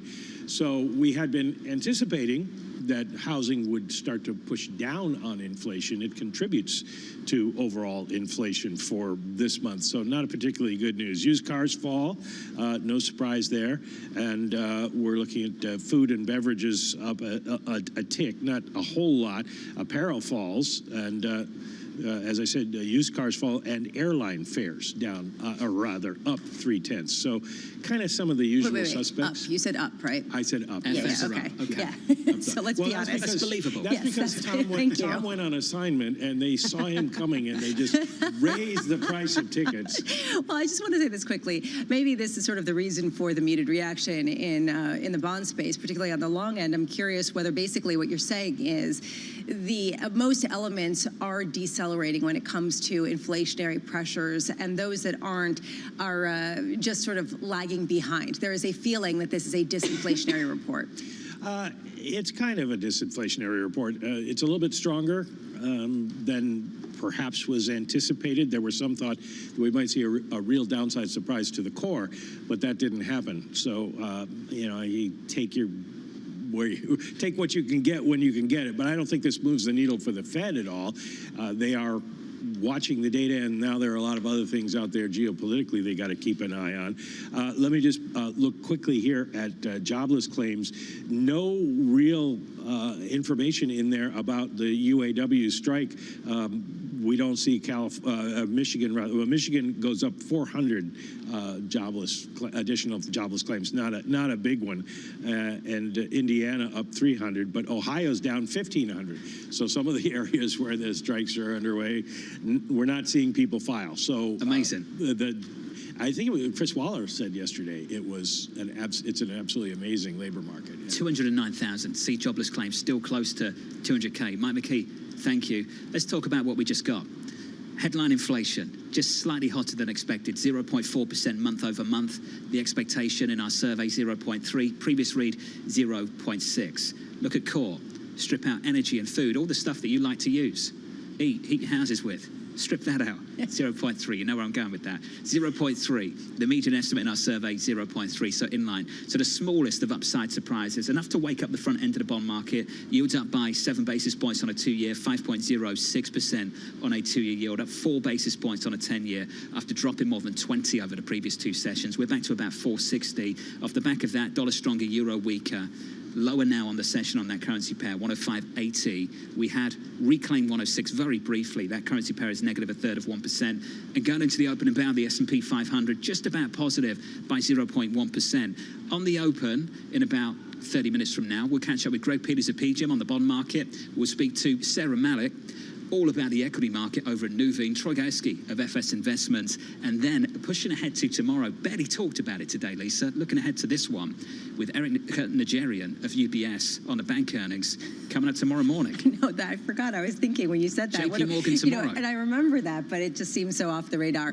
There is this question of whether this is enough of a disinflationary effect to really give people confidence that inflation and the disinflation that we're seeing now is more than just transitory. Jay Bryson over at Wells Fargo, chief economist there, joining us now. What's your thought, just now to start with, Jay, on what we just saw in the CPI print that did come in just a bit hotter than expected? Yeah, Lisa, I mean, I'll use a phrase here that I think John is probably familiar with, that, this was kind of a damp squib. It's kind of, right? I mean, I don't think it's going to change anybody's view of what's going on in the economy. I don't think it changes anyone's view, at the Federal Reserve about this. I think it, maybe in general, it kind of keeps them in play. It keeps the possibility of another rate hike, probably not in November, maybe December, alive, but in general, it's kind of what I think most of us kind of assumed was going to happen. Damn squib, I actually had to look it up. It means an event that is not as exciting or popular as people thought it would be. I'm curious, though, Jay, the fact that we got an upside surprise with PPI yesterday and the smallest of upside surprises on CPI now, are you surprised we're not seeing more of a reaction in markets that have been responding to winds blowing in another room over the past couple of days? Well, as you know, we had just a tremendous backup in yields over the last few weeks here. And so, I think the market is just trying to find its equilibrium right now. And, again, I don't think this was big enough to really change sentiment all that much. If we would have printed, another 0.6 on the headline and a 0.4 on the core, then I could see much more of a market reaction here. But just given all the price action we've seen over the last 2 weeks, in some sense, it's not all that surprising to me. We haven't seen a bigger reaction this morning to this data. What it does highlight, though, is something that you and Sarah House have been speaking about for quite a while, which is the final mile and how difficult it is to get inflation back down to 2%. How much does this edify just how difficult that battle is, given the fact that we're seeing signs that goods inflation is starting to reignite? Yeah. So, for us, it, boils down to services, right? Services represent more than 60% of the overall CPI. I don't know what the so-called super core was. This is services X housing, but that's been running, we've been getting 0.4 sort of numbers on that. And so that last mile to get us back down to 2% on a sustained basis, that's tough. And that's why the Fed is probably going to remain restrictive, for quite some time to make sure that does come down. And so what you have to do is you have to have, and they said this in the minutes, the FOMC minutes the other day, you have to have sub-trend growth for a while to bring that down to 2%. And I'm afraid that's what we're going to be looking at over the next few quarters is kind of sub-trend economic growth. The report also talks about the increase in the gasoline index as a major contributor to the rise. How difficult does the current geopolitical environment make the fact that this gasoline index potentially has potential to continue to rise, to make this 2% even that much harder? Yeah, it's interesting, and if you look at, what's happened since, let's call it late September or so, gasoline prices have actually come down pretty significantly, like on the, 15, 20 cents a gallon or something like that. What's going on right now in the Middle East will probably stop that decline right there. And if things obviously heat up over in the Middle East and you start talking about, potentially Iran going offline in terms of, pumping 3 million or so barrels a day, then that's obviously going to put upward pressure on oil prices, and that would arrest that downward trend that we've seen, at least in the last 2 weeks, in terms of gasoline prices. Do you start to consider that and put that into how you were thinking about the next year or so? So I guess the way I would characterize that to our inflation forecast is it's an upside risk. At this point, just given how fluid that situation in the Middle East is, I don't know if we would necessarily try to factor that in right now. And so, we would come up with some sort of point estimate in terms of our view in terms of inflation over the coming, year or so. And we would say, well, maybe the risks are a little bit skewed to the upside here. And so we'll just have to keep an eye on what's going on over there. But keep in mind that gasoline itself represents a pretty small part of the CPI. I think it's only like 6% or something like that. It's pretty small. And so you'd have to see a pretty significant increase in gasoline prices that was sustained to have a lasting impact on the overall rate of inflation. Jay Bryson of Wells Fargo, thank you so much for being with us. If you are just joining us, we did get CPI data that came in just a touch hotter than expected, and it was mostly driven by the non-core, but the overall, including energy and food prices coming in with a year-over-year at 3.7% versus a headline number expectation of 3.6%. I do want to note that we are seeing a little bit more of a pop in the 10-year yields, now up close to about 4 basis points, 5 basis points now, 4.61%. If you are just joining the program, S&P futures now basically flat at 44.10. Michael McKee here alongside myself, as well as Anne-Marie Hordern. And Mike, I just want to get your sense as you dig through some of the details. Are you finding anything else to give a sense of just what the underlying trends are that could indicate whether this disinflation is just transitory? Well, the underlying trend is very good on the supercore that Jay mentioned. We have it up just 7 basis points during the month of September. And so that suggests that we're still seeing progress coming down, although we did see shelter costs go up a little bit during the month. So you take that out and services prices are definitely disinflating on a 3-month basis, 1.14%. So we're looking at progress underneath everything else at this point. So that in itself is good news. It's interesting to see what happens with shelter, though, because that expectation had been it would start to decline. And obviously, we've seen house prices go up since there's no inventory on the market. Right. And that may be putting pressure the other direction. And I did see a story, Anne Marie, I don't know if you saw this, about how New York rents are starting to soften. They're actually coming down. Although, you know, any hope that they're going to go to an affordable price kind of dampened by the analysts coming up. I didn't see this, but it is contrary to what people tell me about what it is like to live in New York. When I told them what my rent was in D.C., they were absolutely shocked. They were saying but they to would this move down. point, the report says that shelter was the largest contributor, accounting for half the increases. This is a major problem as people deal with higher food prices, higher energy prices, now higher housing costs. Yeah, coming up, we're going to parse through exactly how to respond and how the market is responding in all of these ways, as well as what to expect coming up with bank earnings. David Kelly joining us of JP Morgan Asset Management. In markets, you do see a bit of a sell-off reprising itself over in the bond market. Stocks basically doing nothing after getting a slightly hotter than expected CPI report. Sports and money, they've always gone together.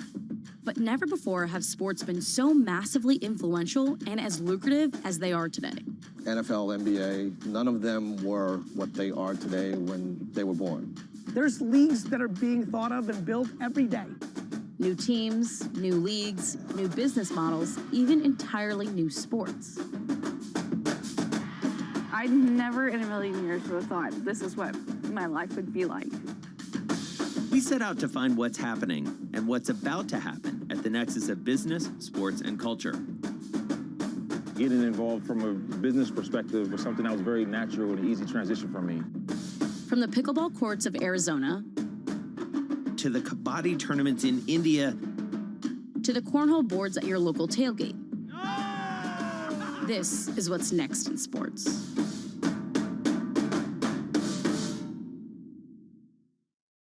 People ask me all the time, what is the key to being a really good investor? And I tell them it's to surround yourself with and work with the best investors you can find. On Bloomberg Wealth, I'm going to take you to meet the greatest investors in the world, the people that I would like to have managing my money.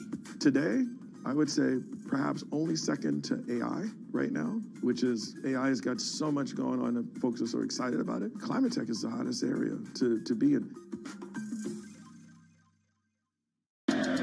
From New York City, From London, in Sydney, from Washington, in Tokyo. 9 a.m. in Beijing and Shanghai. Good morning, everyone. Have a great evening. Here's what I'm watching. You do not want to miss this Is story. there the kind of upside?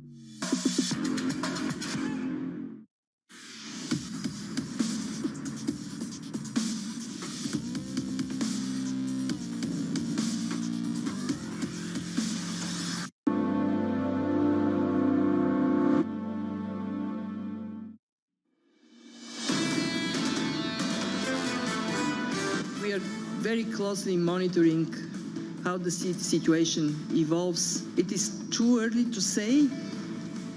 We have seen some up and down of oil prices. We have seen some reaction on markets. Very clearly, this is a new cloud on not the sunniest horizon for the world economy. That was Kristalina Georgieva, IMF Managing Director over in Marrakesh, where she is alongside the World Bank as well as the International Monetary Fund at their annual meeting. Tom Keene will be there. We will be catching up with him tomorrow when he does host an awesome panel, and I'm sure he will be trying to catch up with a whole host of luminaries that are over there.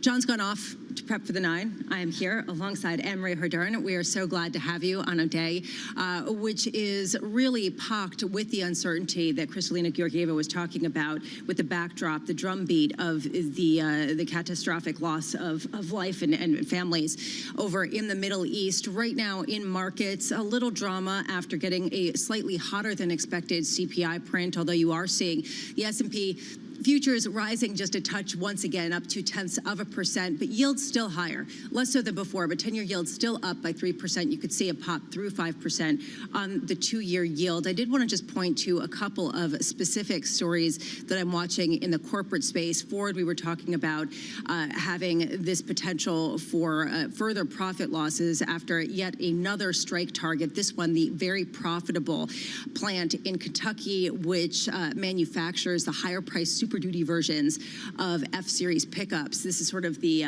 wild card, and they did it before. The Hail Mary, really. Right. What I was struck by this, and I think you mentioned this earlier, was the timing of this. We were not expecting this morning. It's not the Friday morning Facebook Live that Sean Fain is used to. And our Bloomberg journalist reporting saying that when Ford failed to go higher in a meeting last night, Sean Fain apparently stood up and said, quote, "If there's not a better offer, then you just lost KTP." And KTP is really like the crown jewel. And this was a $23, I believe, 23%, excuse me, raise that they were going to be given. I did just want to draw your attention quickly to a couple of other names. Delta, we were saying, did come in with a forecast on the lower end of expectations. Still, those shares up 3.4%, basically not as bad as people expected. So they are managing, and maybe it's because prices are going up just a touch, as Michael McKee was just talking about. And Walgreens Boots Alliance came in with a worse than expected forecast for 2024, talking about cost cutting, which is interesting because this is what people are looking for. When will potential losses to margins end up in people maybe losing their jobs or other trimming around the edges after already having cut so far? We do want to parse through what the response has been to the CPI report. Joining us now, David Kelly, Chief Global Strategist at JP Morgan Asset Management. I just would love to get your thoughts, David, on whether the CPI, the PPI coming in hotter than expected, moves the needle anywhere on your radar, even just a touch. Not really. First of all, on the CPI, I think it was close to being exactly on expectations. The one thing that seemed to be stronger than people had expected was hotels. Hotel rates had fallen a very sharp 3.6% in the prior month. They jumped 4.2% this month, and that was one of the things that pushed up shelter costs. And if you take that out, there's really not much else going on here. Meanwhile, we're looking very closely at the price of gasoline, because what's happening is, even though crude oil prices are holding in at fairly high levels, we've seen refiner margins come crashing down. And so the price of a gallon of gasoline is now 19 cents lower than it was a month ago. And so I think that bodes well for a better reading for October CPI. So right now, I think we're still on track. I think we're on track for CPI, for year-over-year headline CPI being at 2% or less in the fourth quarter of next year, and the consumption deflator also being at 2% or less by the fourth quarter of next year, and that's 1 year ahead of the Fed's target. And that's, so overall, this report makes me, I'm still very optimistic that inflation is coming down. And meanwhile, we do have these other issues. I mean, we have this expanding UAW strike.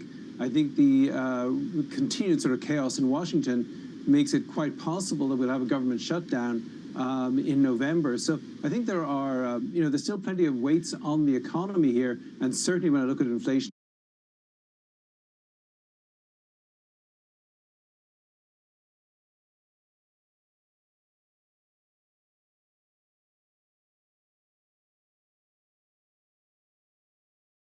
Over the next few months.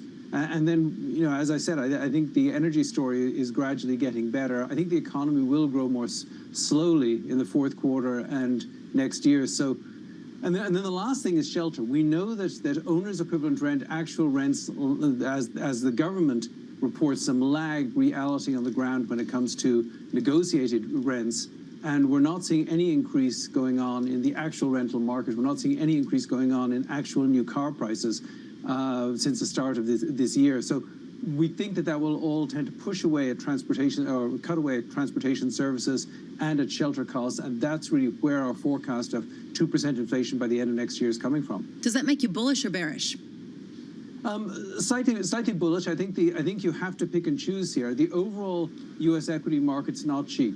But it's very bifurcated between those top 10 stocks or top 7 stocks and everything else. The rest of the market is looking like pretty good value here. And I'd also say the bond market's pretty good value here. I mean, if I'm right that inflation gets down to 2%, then a 10-year treasury at about 4.5% sounds about right. And we actually could get a little bit of a capital gain when inevitably we trip into recession at some stage in the next year or two. We've been trying to wrap our head around some of the whipsaw action that we've seen in 10-year Treasury yields and 30-year Treasury yields. We've had softer than expected auctions yesterday of the 10-year. Today we have one of the 30-year. There's been a question of how much is technical and how much is a larger lack of certainty about what the ultimate inflation paradigm is going to look like, not to mention fiscal. From your vantage point, does this volatility make this market less investable or more investable? Well, it's disconcerting, of course, for investors. But if you're a long-term investor, just look at the prices and don't worry about the day-to-day action, because a lot of this is whipsaw, as you say. But over the course of a year or 2 years or 10 years, it'll diminish. I do think that there is something important going on the fiscal side, and we just got the Congressional Budget Office numbers on their estimates on the budget deficit on Monday evening, and it looks like this fiscal year or last fiscal year came in at $1.7 trillion. This fiscal year probably about $2 trillion. You add in the fact that the Fed is returning bonds to the market, and the federal government is having to borrow about $2.5 to $3 trillion every year from global public capital markets, and that is an enormous lift. And that does suggest that when long-term yields come down, they're not going to come down to 1% or 2%. There is a floor to how low long-term bonds can come down. So what I'd say is, buy bonds for income, buy them to diversify your portfolio, but don't expect a big capital gain from bonds, because I think there is a limit to how far rates could fall, given how much the government has to borrow. When you look at the fiscal trajectory, though, of the United States, you see a lot of the dysfunction that goes on in Washington. The fighting is about a very small sliver of the U.S. budget. Can we ever really deal with the fiscal health of the United States until we start looking at the defense budget or things like entitlements, these mandatory spending measures? Well, it's not just on the spending side, it's also on the tax side. I mean, the reason we have big budget deficits today is because we had 2 huge wars over a very long period. We had 2 major tax cuts, one of them which was extended, and we've had a pandemic and a global financial crisis in which the government just poured money at the problem, and we didn't pay for any of it. The reason we've got big budget deficits is because politicians treat us like children, and we accept it. I completely agree with you that what they're talking about today is just a complete sideshow. You can't deal with the budget deficit without either raising taxes or cutting defense, Medicare, Medicaid, and Social Security, or both. You simply can't. And we need to have these tough discussions, but I don't expect that anytime soon. So I think we will be looking at rising deficits or rising debt and very high deficits for many years to come. David Kelly of JP Morgan Asset Management, thank you so much for being with us. We did get that hotter than expected CPI print. We are getting a muted reaction in markets. Our focus very much today has also been on what's going on in the Middle East. Tony Blinken over there meeting first with Israeli Prime Minister Benjamin Netanyahu, now currently meeting with Israeli President Isaac Herzog. We've heard also from Iran saying that the Palestinians acted alone. What are you watching for today, Emery? I really was looking at Blinken's comments saying that Israel has the right, indeed has the obligation, in his words, to defend itself. But he also said that how they do this, how Israel does this, matters. And he's obviously talking about how difficult a ground invasion into Gaza will be and how that will look like. And we heard about that earlier from someone who has been part of some of those types of ground operations. This has been Bloomberg Surveillance. Coming up on Bloomberg TV at 10 a.m., Ralph Schlosstein of Evercore, amid a fraught moment geopolitically and economically. Business Week Radio, live weekday afternoons at 3 p.m. Eastern. We got a little bit of talking. Are you guys ready? Harnessing the power of Bloomberg Business Week, Carol Masser and Tim Stanovic bring you the latest news from the worlds of business, technology, politics, and more. How does the Fed play into this and what the Fed does potentially? This is so exhausting and this is so all-encompassing. Listen on Bloomberg Radio and streaming on YouTube and Bloomberg Originals.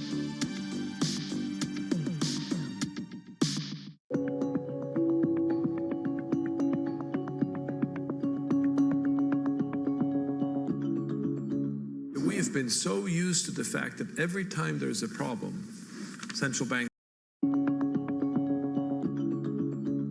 We have been so used to the fact that every time there's a problem, central banks come and ease. This has been the kind of playbook, throughout my career, before that, after I left. Now we're in a very different environment. Central banks actually have to create a recession, in essence, to get back to price stability. So it's a complete reversal of the modus operandi, in a sense, of central banks as they've known it for the last several decades. So that's why it's not so much that they're getting something wrong. They've now acknowledged that there is this trade-off, these costs to pay, but it's a completely different way of thinking about central banks, and it's a different role. Another way to put it is they have to be unpopular now in order to get inflation back down, where it used to be you could count on them each time to rescue you, to stabilize the system, to bring support. And that has shifted. And I think many people, even in the markets, have not quite understood, in my mind, how much we are now in a different regime compared to the last 4 decades, effectively. So it's what, almost an easing bias in the markets? How would you describe it? In the U.S., yes. And I think it's this idea, this almost pre-programmed idea, when there is a problem, i.e. potential recession, central banks will come and ease.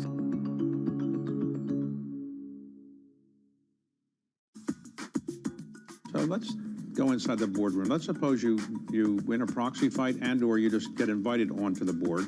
You go to your first board meeting, and you're the person who's saying you can fix this company, and all of the others on the board of directors are saying, well, we're doing pretty well. How do you get received when you start saying, here's what I wanted you to do? Well, first of all, we don't bring that to the boardroom. Our time is spent with the CEO, the chairman, the CFO, and share our plans with them outside the boardroom. We try never to solve an issue in a boardroom. Okay, it's always best done the day before, the week before, outside that room. We wouldn't be there if they really were doing well. So it's really hard for them to straight face and tell us we're doing well. And we present them with a plan.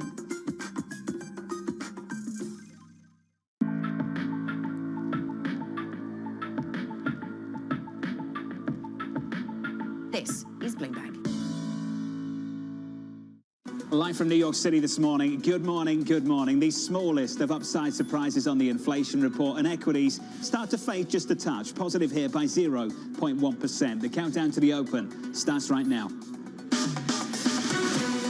Everything you need to get set for the start of U.S. trading. This is Bloomberg, the Open, with Jonathan Farrow.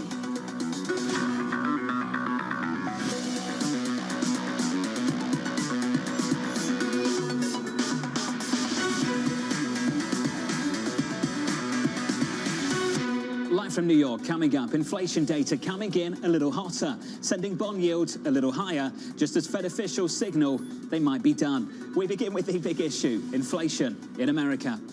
A lot depends on the data. The inflation data, U.S. CPI data. We've obviously had actually 3 months of pretty good news on inflation. We have seen some pretty marked progress on the inflation front. Inflationary pressures are abating. Going in the right direction. 2% inflation is a little bit closer than I might have imagined, 6 months or so ago. Inflation's not anywhere close to 2%. We're not going back to what we used to call the new normal. The risk, to our view, is that inflationary pressures return, and that can be a function of geopolitics. If we don't get inflation showing signs of moving down below 3% and the economy standing, the Fed could be back in the picture in 2024. They're fighting inflation that I think is already clearly coming down. You'll see measured disinflation in the CPI in the coming year. The last mile on inflation is going to be the hardest.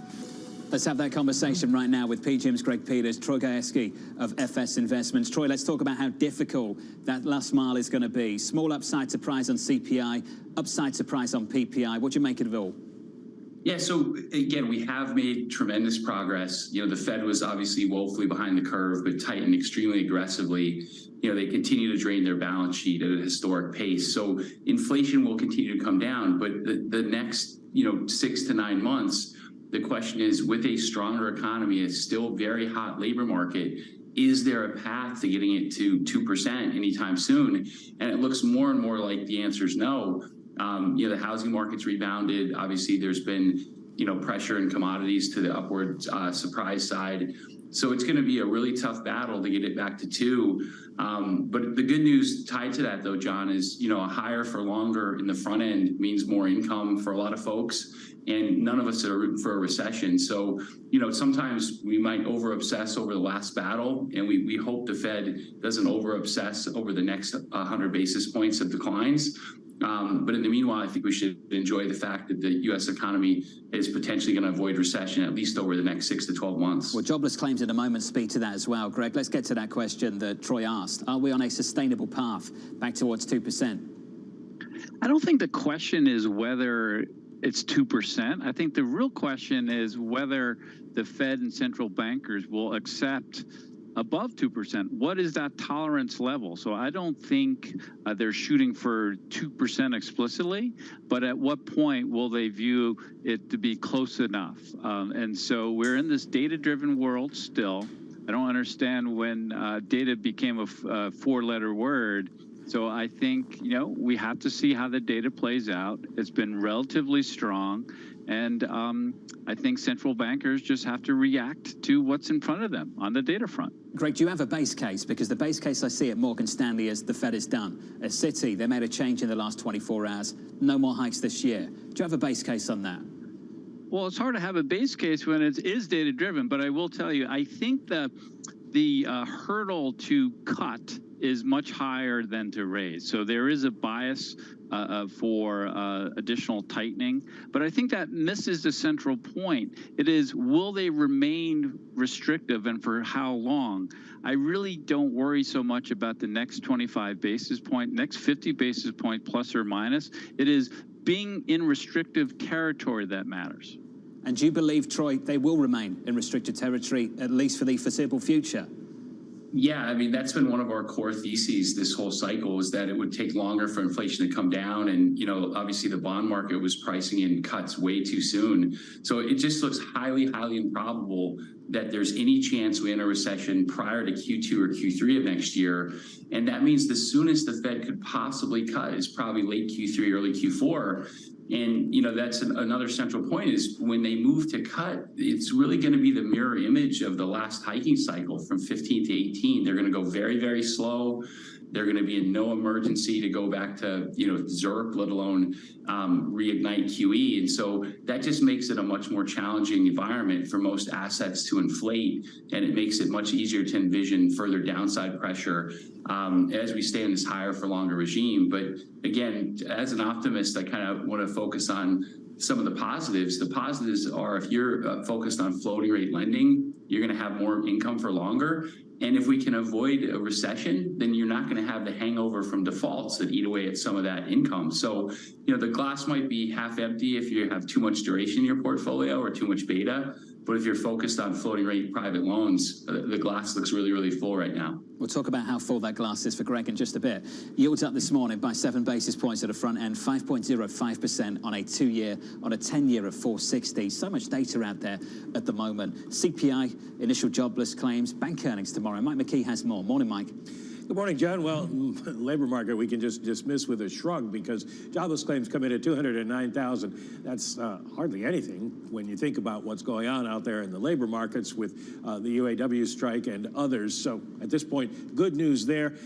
Mixed news on the CPI. You've been talking about that, up 0.4 on a headline basis. A lot of that housing and gasoline, but still 3.7% on a year-over-year basis, just up a tick below what analysts had forecast for 2023, which was 4.1%. Core CPI at 0.3, same as last month, 4.1% year over year. We saw housing and energy, as I mentioned, and gasoline is the big part of that energy story that drove the CPI higher. Used cars and apparel falling. What does this mean? Well, we're still seeing progress on inflation. You look at what's happening with the core, the better proxy for inflation overall. And while we didn't see a change in the month over month, we do see continued drop in the blue line there, which is the year over year number for core. So it tells the Fed progress is being made. What has the Fed been telling us? Well, more Fed speak overnight as Chris Waller and Susan Collins both add to the list of people who are saying they would be willing to wait on November 1st. As Waller said, we can watch and see what happens. And Collins said, we've pretty close to the top of the tightening cycle. And the markets seem to be buying that, John, after the Fed, after the CPI decision this morning. We're looking at Fed funds futures, and they're basically calling for about a 10% chance of an increase. You can see the highs were when the Fed last met, and then when the jobs report, they were looking at about a 30% chance, and now that has significantly dropped off, and that did not change this morning after the after the CPI numbers came out. It's all relative, but relatively speaking, dovish stance starting to kick in at the Federal Reserve over the last couple of days. Mike McKee, thank you. Just time and time again, heard it from Fed speaker to Fed speaker, comfortable with the bond market doing some of the work for them. Greg Peters, on the bond market move, does our understanding of why yields have been lower over the previous 2 days give us a better idea of why they were higher over the previous 5 weeks? Not necessarily. I mean, I think the events that unfolded in the Middle East was just a reminder of the protection characteristics of owning bonds.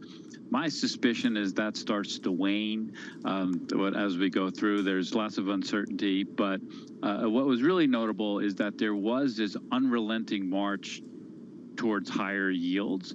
So what happened has capped that for now, but I think that was a real informational content in the marketplace. As if you believe this higher for longer, then why would you have inverted yield curve when you're not forecasting an inflation, you're not forecasting a recession, and inflation is above trend. So I think it just normalization at its finest. It's such an important question, Greg. I think an important view. Why would an investor who isn't anticipating a downturn want to take less yield on a longer dated bond? So the yield curve starts to so-called disinvert, Greg. We're now back to negative 45 basis points on a 2-year versus the 10-year. With that in mind, do you have a bias at the moment, Greg, for what this curve does over the coming months, the shape of it, how things evolve? Yeah, so it'll continue to normalize. So, definitely see back-end rates moving higher. Maybe there's a little scope over the next, 12 months for the front end to move lower, but not a lot. I just think we have to move into this more normal environment, and it's incongruent to have a favorable environment forecast and then have a curve inversion. I just struggle with that, and so I think the market will continue to do as you say, which is prefer shorter duration type of instruments. Troy, do you share that struggle? Yeah, no, I mean, one of our principal macro expressions this year has been yield curve steepeners, because one way or the other, either through a bull steepener like we got on earlier in the year, when the banking failures were rolling through the system, or a bear steepener, which has been very painful for fixed income investors recently. Either way, the curve's normalizing. Just a question of how fast and to what degree. Is it bull or bear? And, when you think forward, when we were 100 basis points inverted, if you were long the back end of the curve, you were basically betting the Fed was going to cut by 2 to 250 really, really fast. Clearly, that's not going to happen. There's very important fundamental reasons why the curve's bear steepened. But more importantly, we think going forward is the technical picture. I mean, the technical picture at the back end of the yield curve looks really challenging. Obviously, the Fed is no longer buying. They're winding down their balance sheet.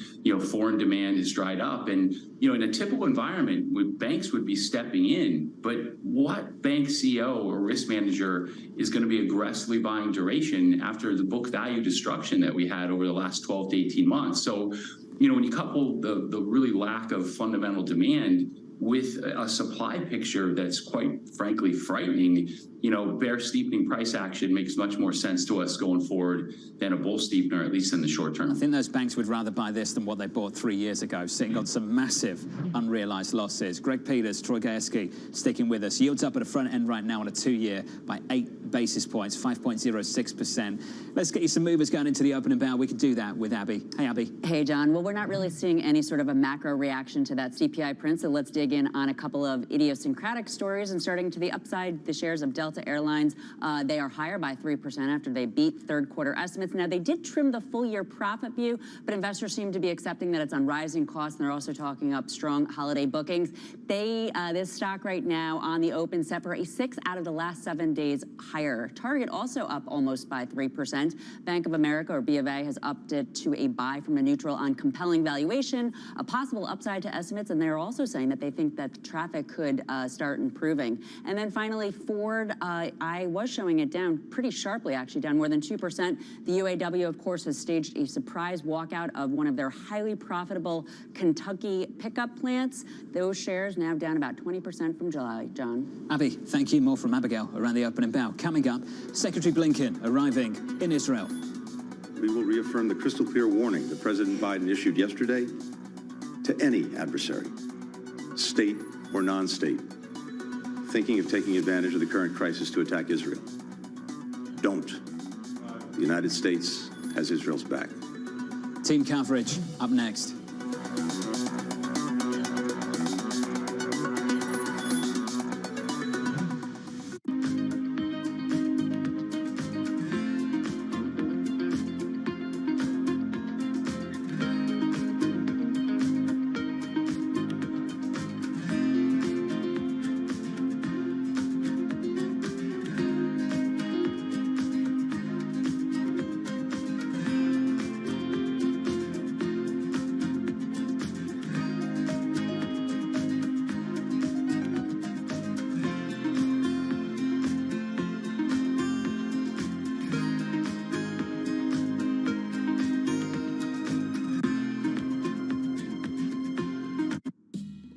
Back in 1997, I was interested in the following question, which is, there are a bunch of the dinosaurs called sauropod dinosaurs, which had really long, skinny necks.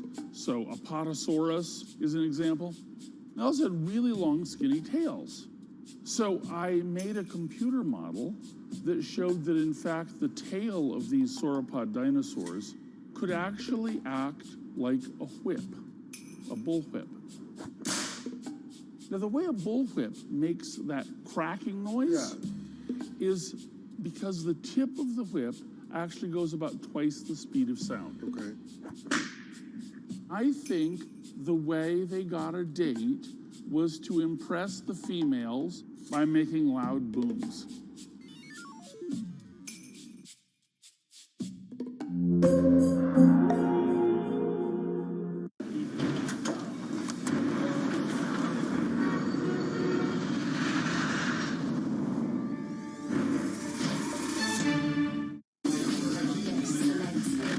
Slice through the noise. Forget the noise, ignore the noise. Is this just going to be noise? Just noise. It's noise versus signal. Now, more to the point. What is the lesson or the observation?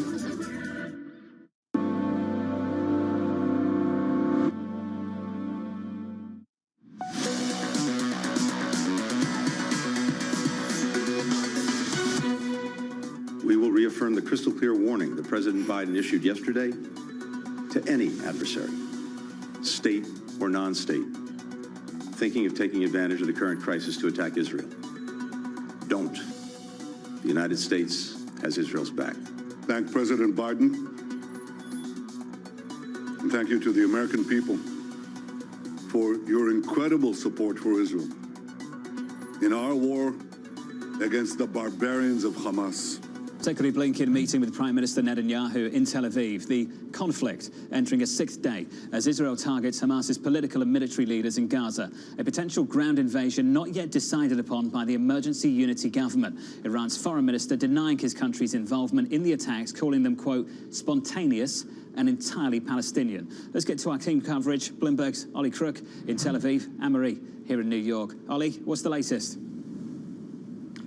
Yeah, so John, as you mentioned, there's a unity government, new government really here established in Israel. And really, this is a wartime government. They're tabling all other business. Everyone is staying to their posts. Everything is going to continue this way. And it's a government that brings in the opposition as well. All of this fragmentation that we've seen in Israeli politics has been suspended in the name of this war. In terms of the strikes and what we've seen over the last 24 hours, we've seen extensive striking in Gaza. We've seen the death toll there rise to over 1,200 people.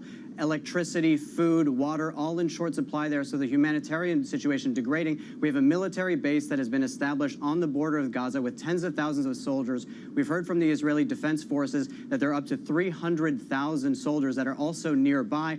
All of this as we anticipate what will be potentially a land invasion. As you mentioned, this has not yet been decided by the government, but the military is ready to move in case they do decide to go. Anne-Marie, let's talk about what's next for America and this White House. What are you expecting? There's going to be more show of support, Jonathan. What you heard from Secretary Blinken today was really a follow-on of the emphatic support we heard from Biden, his last two speeches, talking about the cruelty and how barbaric this was of Hamas and the massacre that occurred over the weekend. Secretary Blinken once again saying there to Benjamin Netanyahu, the prime minister, the United States has your back. So you're going to continue to see that support. But I would also say, Jonathan, there was a dual approach to what Secretary Blinken said today.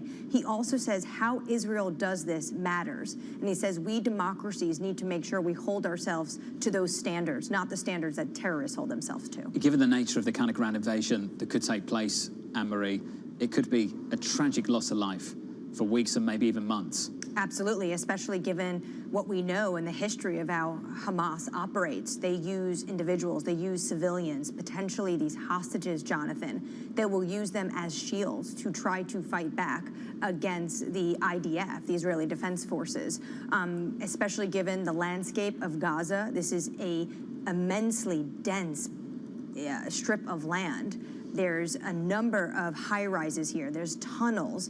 And the population, if you look at the data behind the Gaza Strip, is 2 million people, and about 40% are under the age of 15. So there's an incredible, it can be incredibly difficult as the IDF goes in, if they do this land invasion, going house to house. They're going to have to be incredibly careful to make sure that they do not hit civilian lives. MH, thank you. The latest from Anne-Marie and Ollie. To the both of you, thank you very much.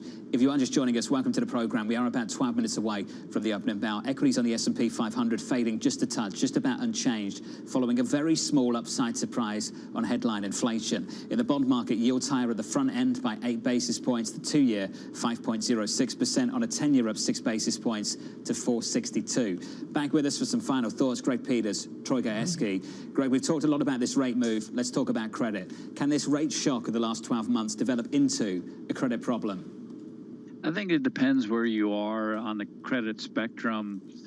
Troy talked about levered loans. I would say the flip side of that is that the cost on the corporate side is much higher, as kind of the cheaper credit has rolled off. That's going to be replaced with more expensive terms. And so if you think about how many companies, have really kind of utilized this zero and negative rate environment to their benefit, that really starts to go away. So I think credit, it really matters where you are in credit.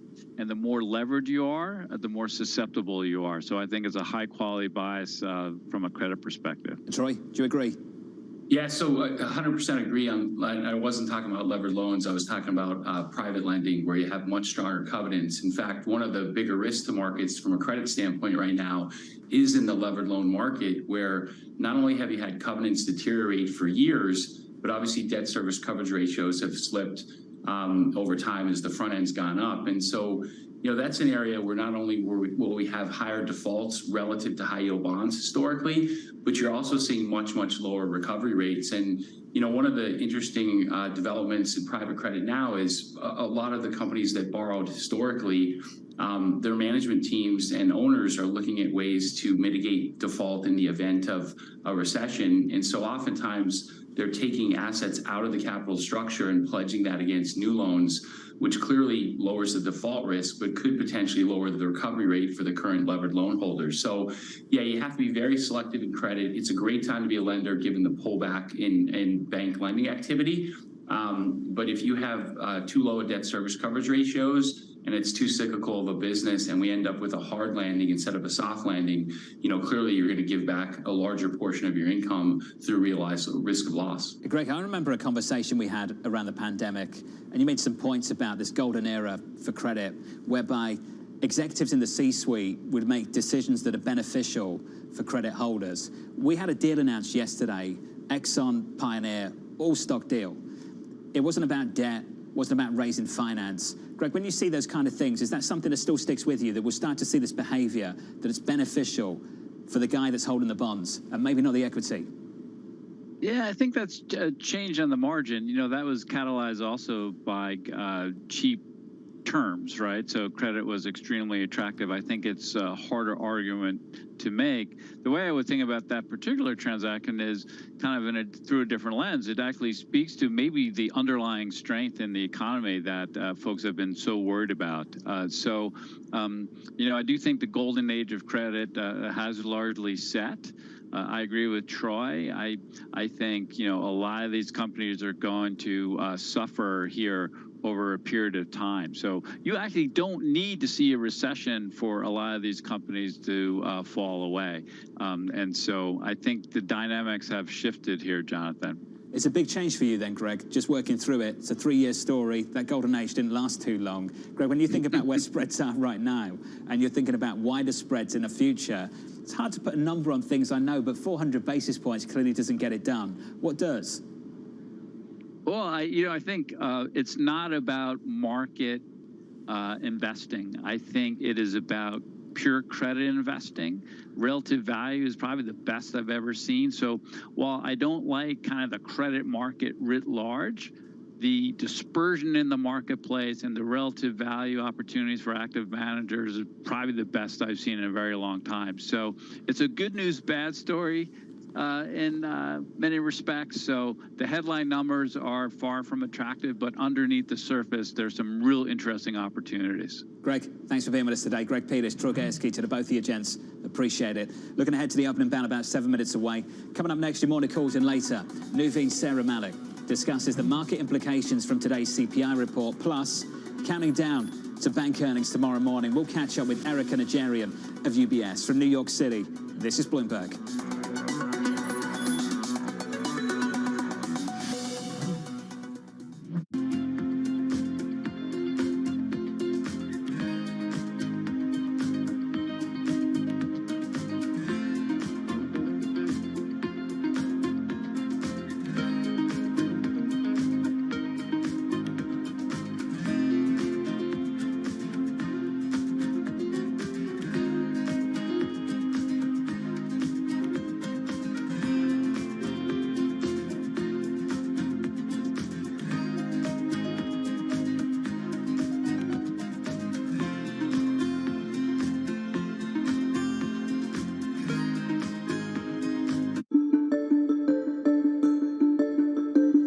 Maybe I should go do something else. I can't do anything better than I'm already doing. I've already turned this company around. I've made a lot of money for the investors, the shareholders, and yourself. Are you happy doing this? You're going to do this for the foreseeable future? I'm going to do it for the foreseeable future. I love what I do, and the reality is we've accomplished a lot. As you described, we've made Blackstone a lot of money. We made our shareholders a lot of money. More importantly, we've grown the business, and we've been a huge engine of opportunity. If you think about all the jobs we've created around the world, all the communities we've made better places, all the ownership groups who we've helped grow their business, and having built a world-class culture, the opportunities we've created for upward mobility for people. And this business, I would still say, is like a coiled spring coming out of COVID particularly. So I feel like we just have more to do. My job's far from done.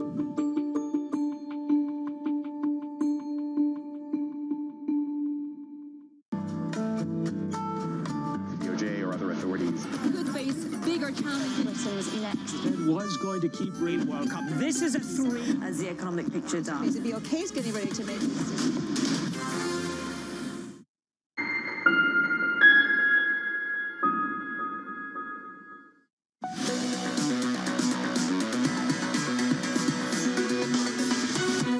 Away from the opening bow, 4-day winning streak on the S&P 500. Looking at equities right now, the pop fades just a touch following that CPI report from about an hour ago. That's the price action. Let's get you some morning calls. First up, Truist upgrading ExxonMobil to buy, expecting its recent deal for Pioneer to bring longer-term benefits. BNP downgrading Carvana to neutral, cutting its price target by 40% due to mounting growth concerns. And finally, Bank of America upgrading target to buy, expecting upside to margins as traffic improves from depressed levels. Coming up next, US inflation coming in a little hotter than expected. That conversation up next with Nuveen's Sarah Malik. And later, looking ahead to big bank earnings, we'll do that with UBS's Erica Nigerian. Your opening bell just around the corner.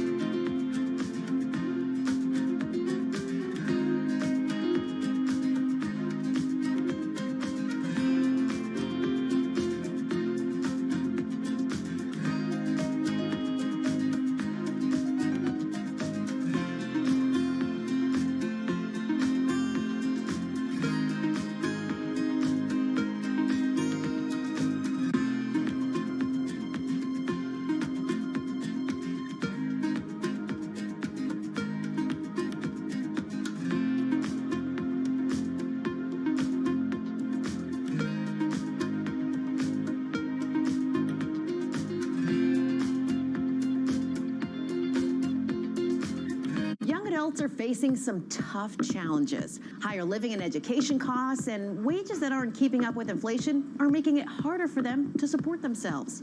And they're relying more on the bank of mom and dad.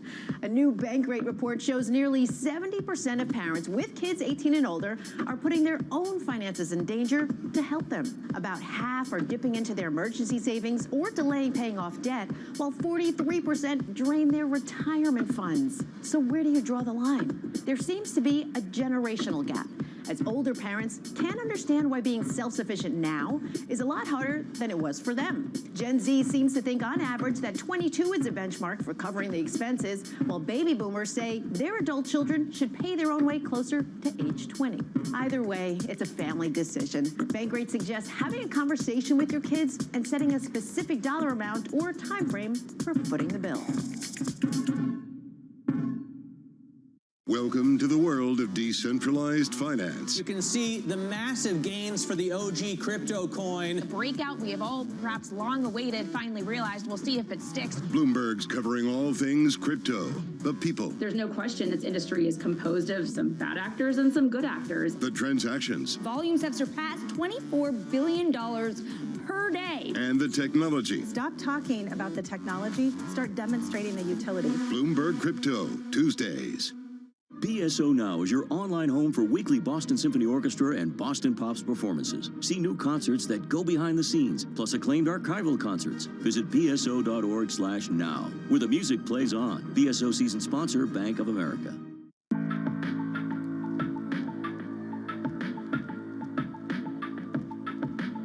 This is Bloomberg.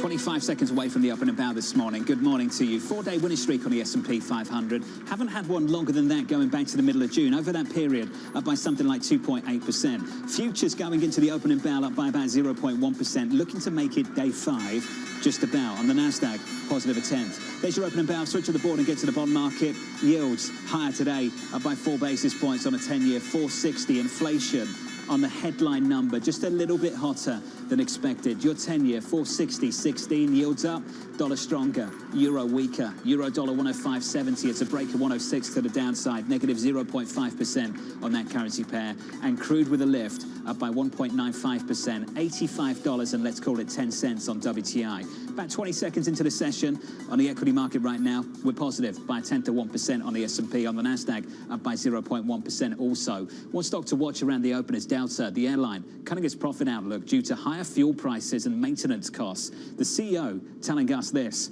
fuel prices have moved meaningfully against us over the course of this quarter. Abby has more. Morning, Abby. Good morning, John. And investors seem to be looking past this a little bit of trimming of guidance, and it really has to do with the high end of the range. The stock is higher on the day. At the open, the stock had been up more than 2.5%, its best day in about 6 weeks or so. So what they like is the idea that demand for the holiday season appears to be pretty solid. In fact, over the last 6 days, this stock now up 5 days. Now, relative to the trimming of the range, their adjusted earnings will now be $6 to $6.25. The street's at $6.03, so the bottom end still hugs that number, and it's the high end that's come in, so really upside. Revenue is expected to grow by 30%.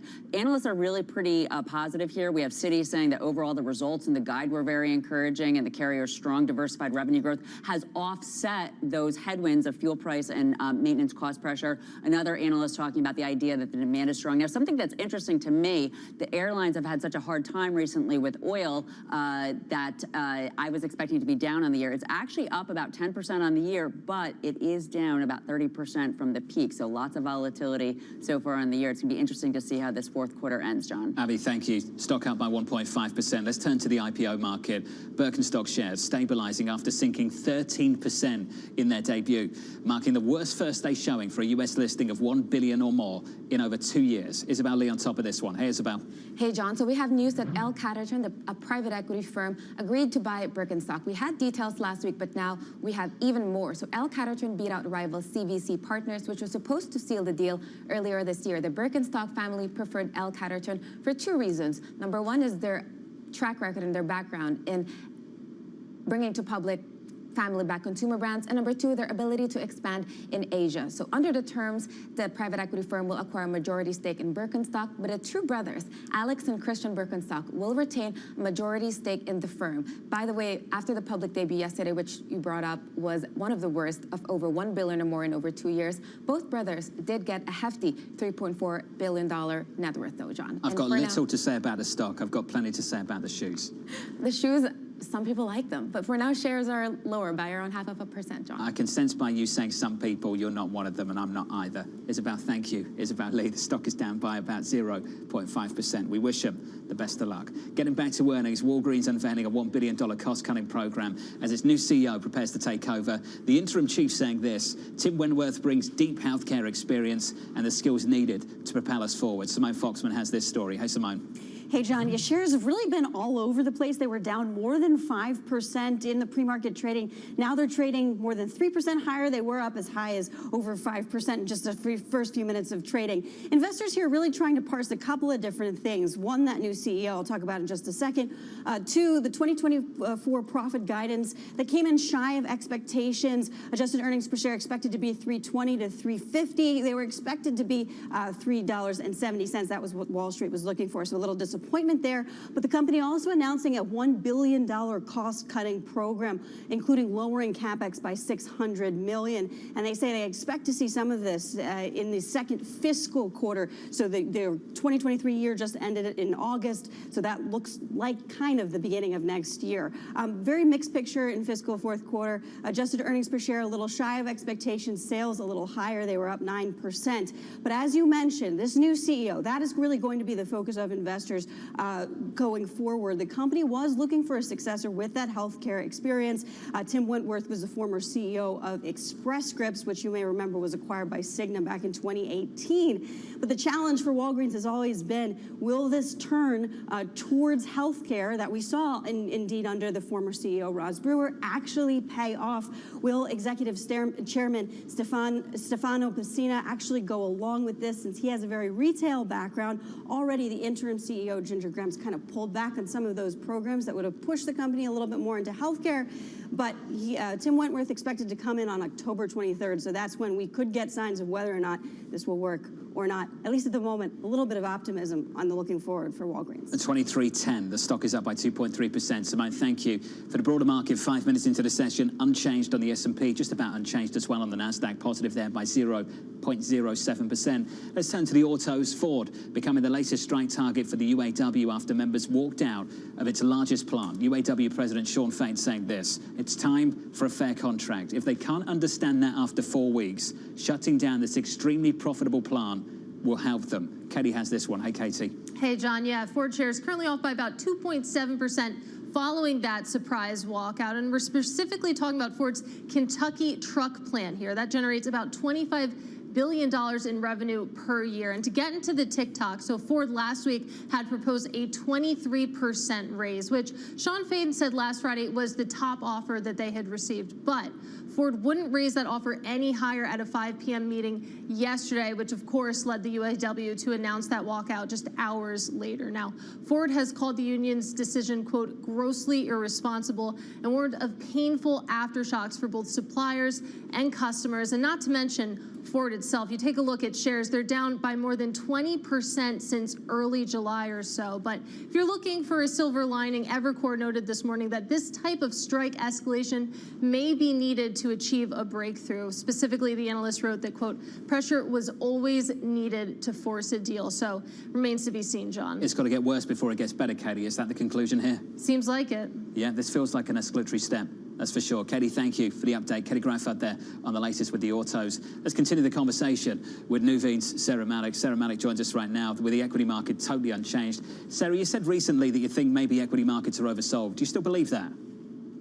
Yeah, well, Jonathan, first of all, I don't know if it's reason to celebrate, but today does mark the one-year anniversary of the 2022 low set by the bear market. We have come a long way from there. There's been two areas of focus for that entire year, and that's the Fed, what are they going to do, and inflation. I do think the market has upside from here.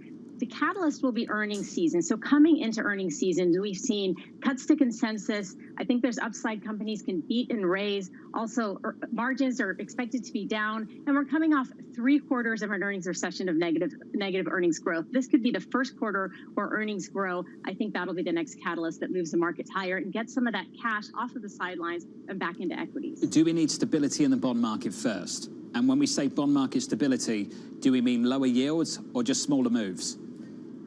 Well, Fed commentary this week had helped yields move lower, and that was a tailwind for equities. As yields kept moving up, it's a headwind for equities. I would like to see yields settle. I think today's inflation data and yesterday is showing that inflation is still here to stay. We were surprised to see that rents were so hot, considering we'd seen real-time data that made us think that shelter prices may be moderating even faster. So I think that in itself is going to be another support for yields moving a little higher. I'd like to see them settle. But I think this just puts back on the table one more rate hike before the end of this year. Then the Fed pauses and yields should start to settle from there. So we're in the late innings of this cycle of rate hikes, even at this point. Sarah, we spoke to Safita Subramanian of Bank of America yesterday. Constructive also on this equity market, but constructive through the equal weight S&P 500. For you, Sarah, is it equal weight or market cap S&P 500? The story of most of this year has been market cap with technology. That's been one of our favorite areas for all of this year, and it remains so for many reasons. One, inflation continuing to moderate. It's not going to be just straight down to the right for inflation, but it's going to keep moving in that direction. And with the Fed getting to its last rate hike, that's a positive for long duration stocks like technology. And artificial intelligence, it's not hype. There's an urgency for companies to incorporate this into their businesses because it increases productivity. So I still think market cap's going to matter, and tech stocks are going to lead from here. That's a trend that goes beyond this cycle, that's for sure. AI. As I hear people say things like position for late cycle, Sarah, I see that in your most recent note as well. What does that mean exactly? What is late cycle? Where do I want to be? Well, late innings of the economy, what we're worried about is companies that are more impacted by the economy. And also, we need to be aware of companies that are going to be impacted by inflation. The reason we think we're in the late cycle is because of the consumer. We're seeing higher delinquencies, not only with credit card debt, but also with auto debt. Average interest rate on credit cards now is about 20%. So I think the consumer is starting to show signs of cracking. We're looking for areas that are resilient to the economy, like infrastructure, that tends to perform well even during a recession. Going outside of equities, look at farmland, that tends to beat inflation. It did so from 1991 to 2021 by about 8.5%. Dividend growers is another area of equities that's less volatile. It tends to have less downside when equities decline. Let's get the autos in there as well. You heard what Katie had to say about the recent moves from UAW on Ford. This is the response from Ford, who just put out a statement. At the moment, it reads as follows. The decision by the UAW to call a strike at Ford's Kentucky truck plant is grossly irresponsible but unsurprising, given the union leadership's stated strategy of keeping the Detroit Three wounded for months through reputational damage and industrial chaos. Is there anything, Sarah, to like right now about these automakers in America? Well, I think it's tough because, first of all, they've experienced high supply chain issues. They've had a lot of pricing power. That's starting to roll over. We've seen that in used car prices. already. So I think that's going to be a continued issue, and also their impact on the employment market that may help increase jobless claims going forward. We're not big fans of cyclicals like autos, also banks, which kick off earnings seasons tomorrow, even though banks have been down about 18% since that low that was set about a year ago, and sentiment's very negative. We're not bullish on banks either. We think they have a lot of headwinds going forward. Sarah, what explains the massive underperformance we've seen in the financials? At the start of the year, if someone said this is what they need, higher yields, they need the expansion to continue, upside surprises in economic data, we got all that. They've been battered.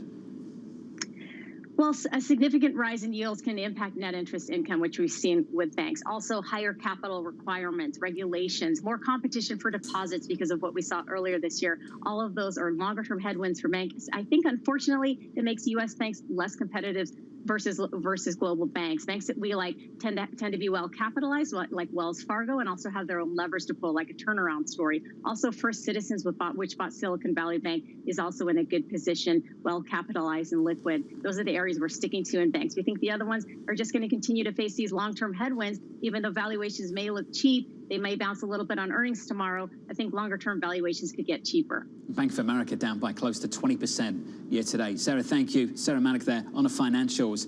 Bank earnings coming up tomorrow. JP Morgan kicking things off. Then on to next week, we'll get even more. Coming up next on this program, a crucial earnings season for the big lenders.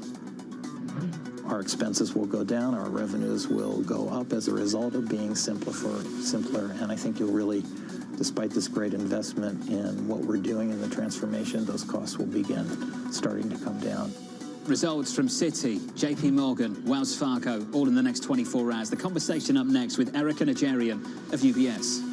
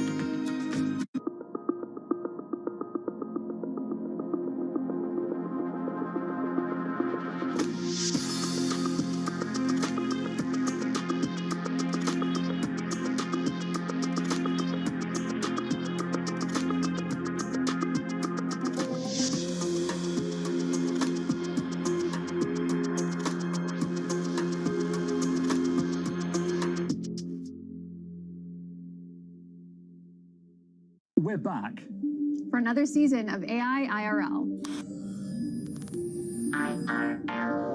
My opinions sometimes elicit unfriendly responses from my peers, but let me try to explain my thought on it. So to start, Twitter and X are two totally different companies in my head. Companies are driven by the culture of the people who are there. They're two totally different places. Not to ask people about their bosses, but Mark Zuckerberg, how is it changing his priorities? A lot of time and thought is invested into how you can innovate. It turns out that the popular chatbots, ChatGPT, Bard, and others, are so easily hackable to actually drive a different agenda from what is bounded as a response mechanism. There's a tipping point here where the images have become so good that really smart people who are by design critical are falling for it. That was number one. But here's the other one that really scared me. Do you think that there's potential to see kind of an AI Rust Belt of sorts? My personal opinion is no. That might be somewhat contrary to what others are thinking. Do you think that it can replicate the solace and comfort some people feel with religion? What I have seen is that it really varies depending on how people think about the way that, higher powers or the divine might move through the material world.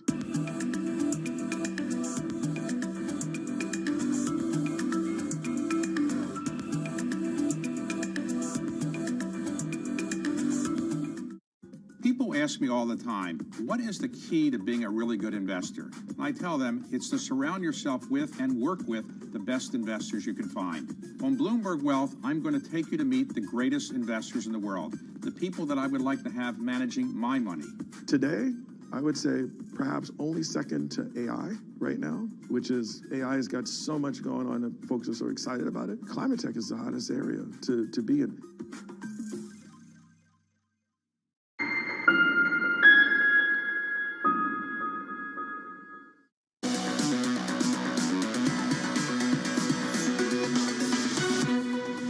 Our expenses will go down, our revenues will go up as a result of being simpler, and I think you'll really, despite this great investment in what we're doing in the transformation, those costs will begin starting to come down. It's about making sure we get the roles right to simplify the company, to get the most efficient business that we can get out of this.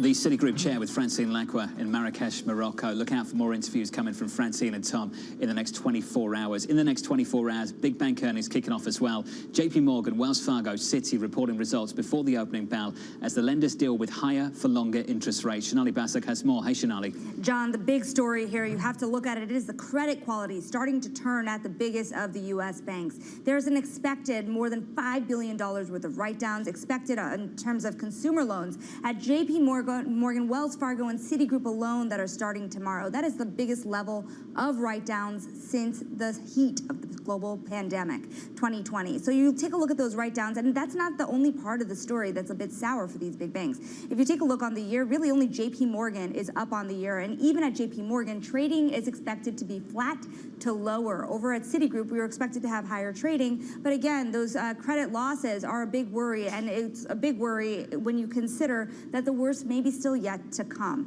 Now, if you take a look at it, Bank of America doesn't start reporting until next week, but being down 20% on the year, Bank of America trading at 80% of its book value, 84%, it is still showing you just how weak the biggest of the banks are trading relative to what is happening in the environment that is seemingly a strong economy. So you have to wonder what the outlook is for these banks ahead as the economy starts to turn. We'll be looking for those economic outlooks. Last, I want to point to Goldman really quickly here, because they did come out overnight with a statement saying that they have been selling their Green Sky unit here. That will result in a 19% hit to its earnings per share. However, you do have Goldman really turning the page from the consumer. They have a lot of pain on that consumer business. You've seen them take those pains, especially when it comes to those consumer credit worries. So the question here is this enough now for Goldman to turn the page entirely on their consumer strategy that has pained investors here for so long? Our chief Wall Street correspondent, Shanali Basak, is going to be very busy over the next couple of days. Shanali, looking forward to your coverage tomorrow morning. Eric Najarian of UBS weighing in right in this. Banks are oversold, and when investors stop looking backward at bond losses and rising deposit costs, they'll start focusing on credit and capital. Eric, I'm pleased to say, joins us right now. Eric, I want to get your perspective, as always. It always is. I want to start with Bank of America. Shanali talked about it. The underperformance there has been absolutely dreadful. Looking at moves 20% lower. Erica, what explains that move? What is the market seeing that you don't quite agree with? Yeah, so the short thesis in Bank of America, which has really been pervasive with macro investors rather than dedicated investors, are fears of the unrealized bond losses in its hold-to-maturity securities book. And its hold-to-maturity securities book is exactly that. Bank of America plans to not sell $1 of these bonds until they mature. And the only reason why any bank would liquidate their hold-to-maturity securities portfolio is if the balance sheet has to balance. In other words, you have issues on the right-hand side of the balance sheet, which would be a deposit run. And what I'd like to say is, if we're worried about deposits at Bank of America, who has a very granular deposit book. They have 155 million deposit accounts that are insured by the FDIC. There are 300 million something Americans. Deposit trends, according to the regulatory H8 data, are stable through September 27th. If we're worried about Bank of America, we're not worried about bank earnings or margins. We're worried about guns and butter, right? I think it's a little bit of a different scenario, and that's why I think that B of A is a particularly good opportunity here. Let's say you're right. Let's park the existential stuff. Let's work through the rest of it. You're basically saying that banks are insulated from the huge unrealized losses they've got greater over the last several months. You're saying there's nothing about those unrealized losses that curtail their ability to lend, to finance this economy? So for In the available for sale securities portfolio, right, that runs through large bank capital. So those losses do run through regulatory bank capital, and they are anticipated to run through regional bank capital as these new rules are in place. So yes, there is capital that is trapped on those available for sale securities portfolio. But if you talk to the banks, and you think about what's behind the loan growth, clearly a lot of these banks are in so-called balance sheet diets as they anticipate tighter rules coming from U.S. regulators. But when you listen to them, you also hear that demand is pretty low for lending right now. So it's not just banks tightening their belts, also companies in the United States are not currently expanding or are not taking down bank financing in order to finance, expansion. What you are saying, though, Erica, is that the market is wrong. Is that right? So look, I think I agree with the CIO that you had earlier. I do think that banks are a little bit in a range right now. At the end of the day, investors like her are not going to be able to or want to take advantage of these valuations until we get a better sense of what the U.S. economy is like, right? Because at the end of the day, no portfolio manager wants to buy banks ahead of a recession. That being said, I do think that we are at the very, very low end of a trading range, given the sudden existential issues that have all of a sudden started to come up after the 10-year essentially spiked brutally since Labor Day. And so what the banks really need to do starting tomorrow is to remind everybody what you said at the top of the half hour, Jonathan, which is that higher rates are actually good for banks. And what that means is that they have a stronger firewall, and that's earnings that protects their capital against credit deteriorating, which is normal when the economy weakens. It used to be good for banks. Erica, I look at the performance so far this year, and I'm wondering whether that's changed. Has it changed? So look, I mean, I think that if you look at the actual net interest income, right, it has been good for banks. But the problem is that you had three banks that were essentially caught off sides in terms of how they were funding their business. And when there's a liquidity crisis, everybody's scared of the industry in general. It was really the rapid rise in rates and the lack of preparedness that these three banks had to handle that is what sort of spoiled the net interest income party, to be fair. And so it's really a matter of, I don't really want to pay for that net interest income improvement because here's the flip side to higher interest rates. So true. Erica, thank you for your view on things at the moment. Erica Najarian, pushing back against the doom, the gloom around certain names, including Bank of America, B of A reporting it the next week, JP Morgan tomorrow morning. Equities right now pulling back just a touch, 23 minutes into the session, down by 0.1% on the S&P 500. Yields a little bit higher at the front end by 9 basis points on a 2-year, 5.07%. More still to come this week. Your trading diary up next.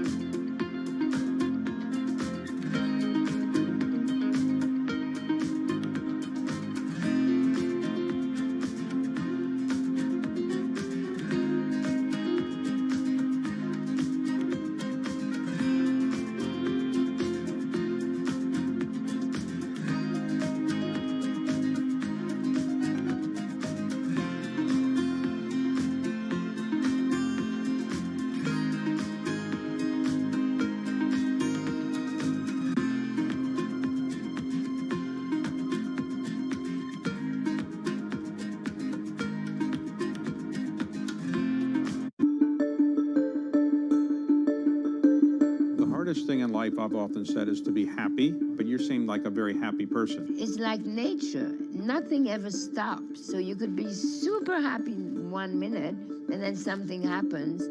So it's just living. It's the joy of life.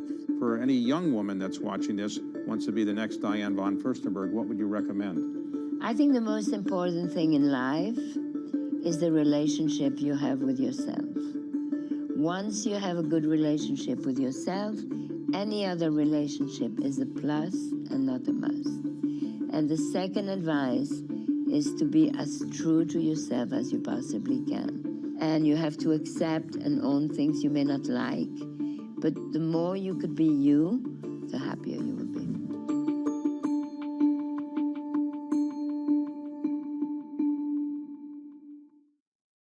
that it's hard to put your head around any narrative. Let's just be honest. We've had sort of a shift in, are we in some sort of stagflation fears moment? People were talking about that all day yesterday.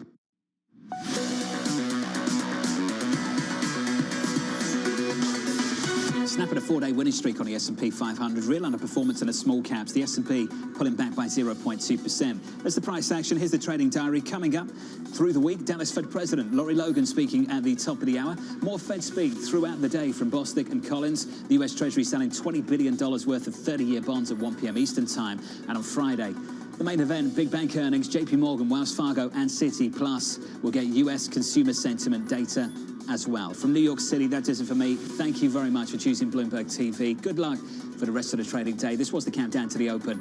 This is Bloomberg.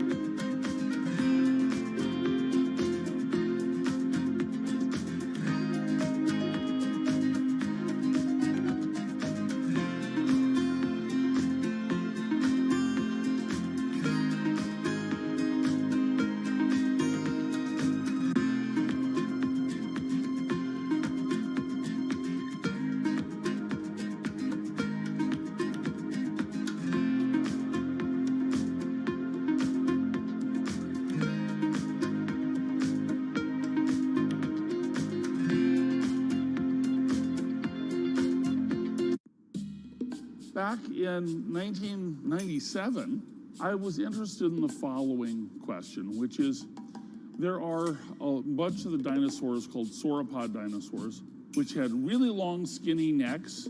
So Apatosaurus is an example. They also had really long, skinny tails. So I made a computer model that showed that, in fact, the tail of these sauropod dinosaurs could actually act like a whip. A bullwhip. Now, the way a bullwhip makes that cracking noise is because the tip of the whip actually goes about twice the speed of sound. Okay. I think the way they got a date was to impress the females by making loud booms.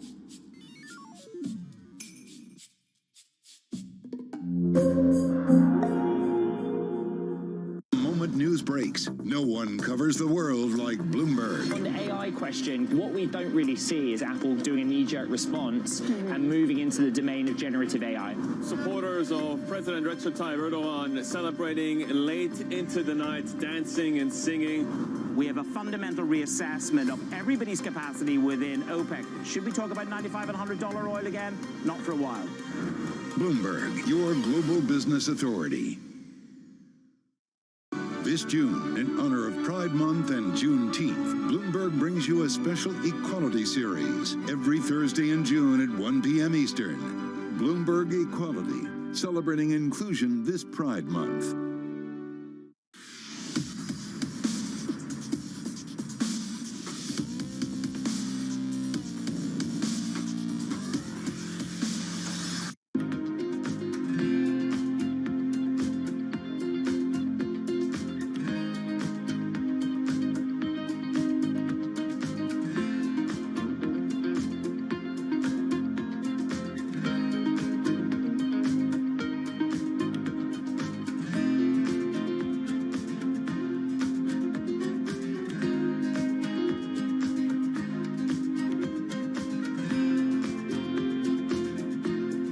This is Bloomberg Markets with Paul Sweeney and Matt Miller. We got a lot of green on the screen here, but the volume is light. We constantly underestimate the strength of the U.S. consumer. This is a market that's much more optimistic or bullish than maybe the central bankers are. Breaking market news and insight from Bloomberg experts. There's still some concern out there in the market that there is room for things to deteriorate a little bit more than what they're indicating. As small and medium-sized businesses struggle, they don't present as much competition. The supply chain has still got dislocations globally and here in the U.S. This is Bloomberg Markets with Paul Sweeney and Matt Miller on Bloomberg Radio.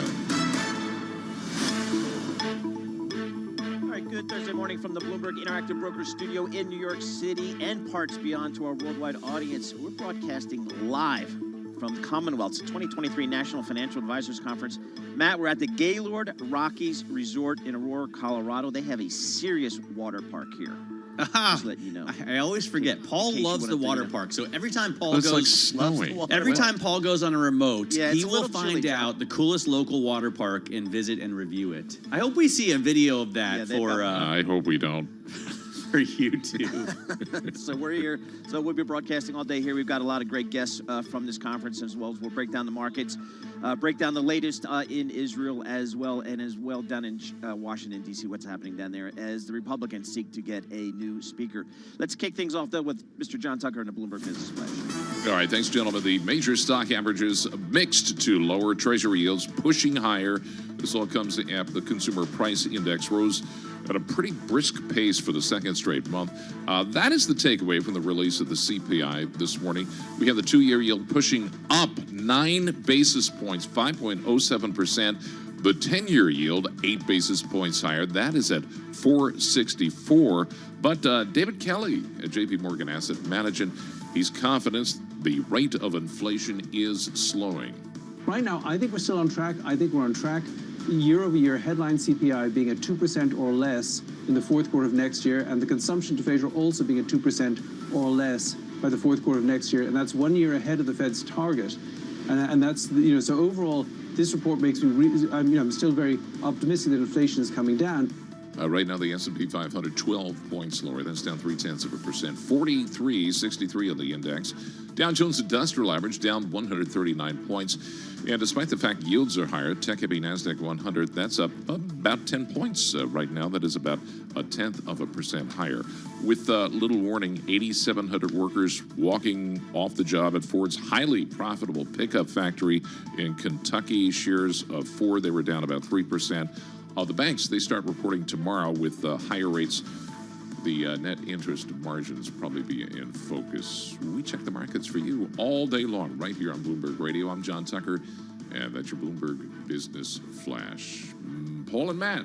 All right, JT, thank you very much. John Tucker there with the Bloomberg Business Flash. As I said, we're looking at equity indexes that 33 minutes after the bell are now lower as rates rise, as the dollar rises, as oil rises. All of these things, I think, headwinds for stocks. Get over to Bailey Lipschultz, who covers equities for Bloomberg News.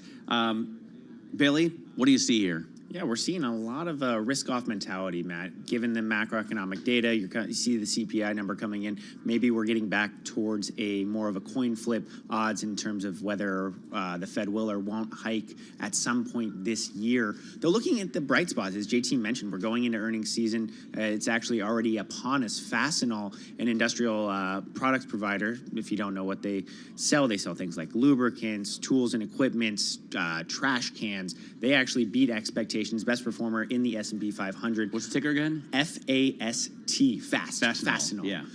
Best performer in the S&P 500, trading at the highest level since April 2022, leading to peers like WW Grainger, ticker GWW, up 2.8%. A number of similar stocks among the better performers in the S&P 500 and other indexes after those results. And we did get also results from Domino's with U.S. sales and store growth actually on the headline slipped, but right now that stock up close to 4%. So a bit of a kind of puts and takes happening with some of these stocks that have been under pressure in the last few months, whether that's just investor concern around consumers or those Ozempic fears. But we are getting results and expecting to see a number of companies and management teams addressing those head on. So this is a question for both Bailey and Matt. this auto strike just ratcheted up a little bit, going after the Ford pickup plant. Is that right, Billy?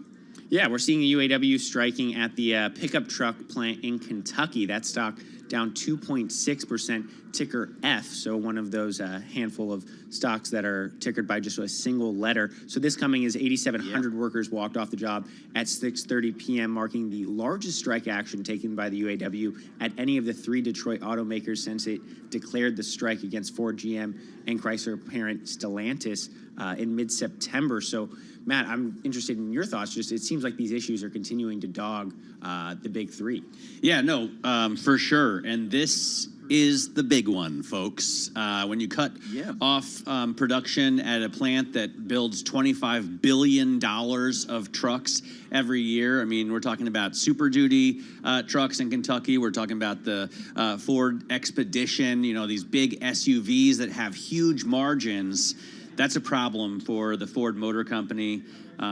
Less so for Stellantis and GM, because they're still making the big high-margin trucks. They've only had production shut down at plants that make the Colorado and the Canyon, so mid-sized pickup trucks for General Motors and the Jeep Wrangler, which is very important, but not the same thing as, like, you know, the big Ram trucks and the big Grand Wagoneers. So when those get hit, I think you're going to see a lot more urgency here.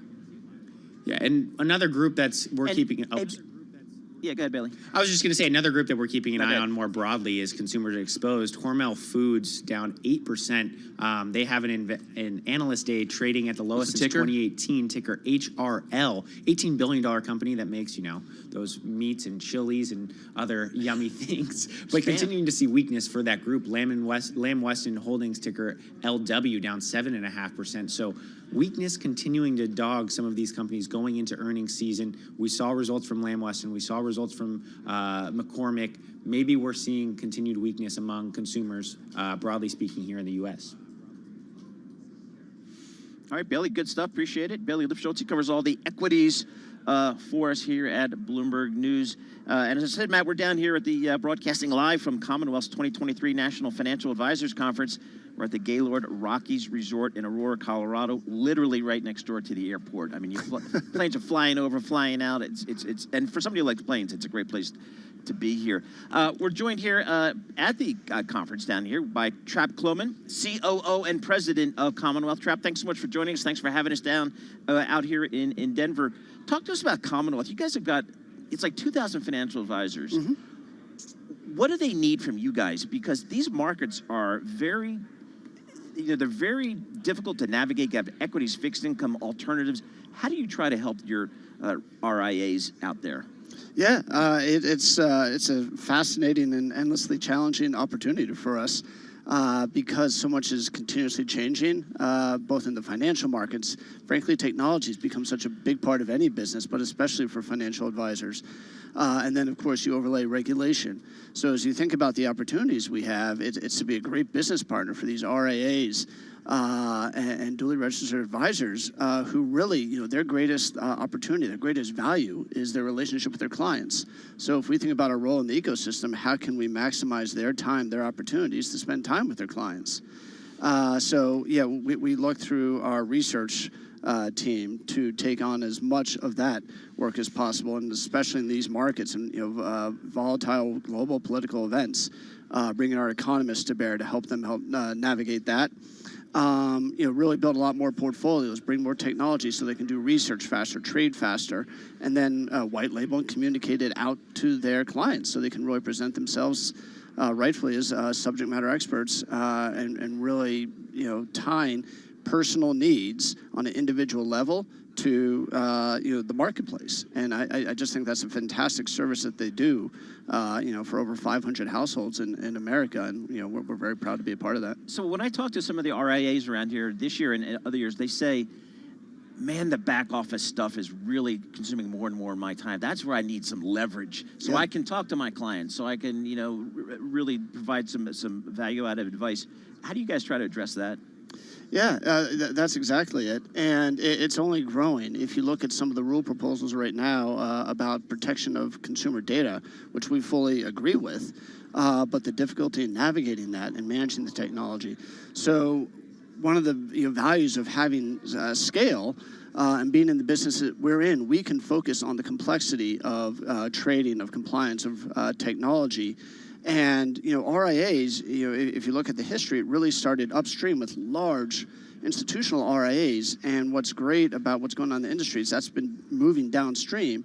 But as it goes downstream to smaller, more retail-focused RIA shops, there's greater need to outsource more of those capabilities to subject matter experts. And we have the size and the scale to get incredible technologists, incredible InfoSec people, great people, again, in our research teams, if you will. So we really look to surround them on every way possible, and then be there to meet them in their needs, because every advisor is also different. We don't take a cookie cutter approach. They're all different, but what's the average size of the RIA that you guys are supporting, and is it easier now for them to compete with the big banks than it would have been, say, 10 years ago? Yeah, absolutely. So we have over 2,200 advisors, but they're in about 900 offices together, and so we tend to measure productivity across those offices, and it's about 240, 250, depending on the markets, million on average per office. And so outside of the wirehouse landscape, we have the largest producers in the industry when you start to look at the regionals and independents and some of the insurance and bank place.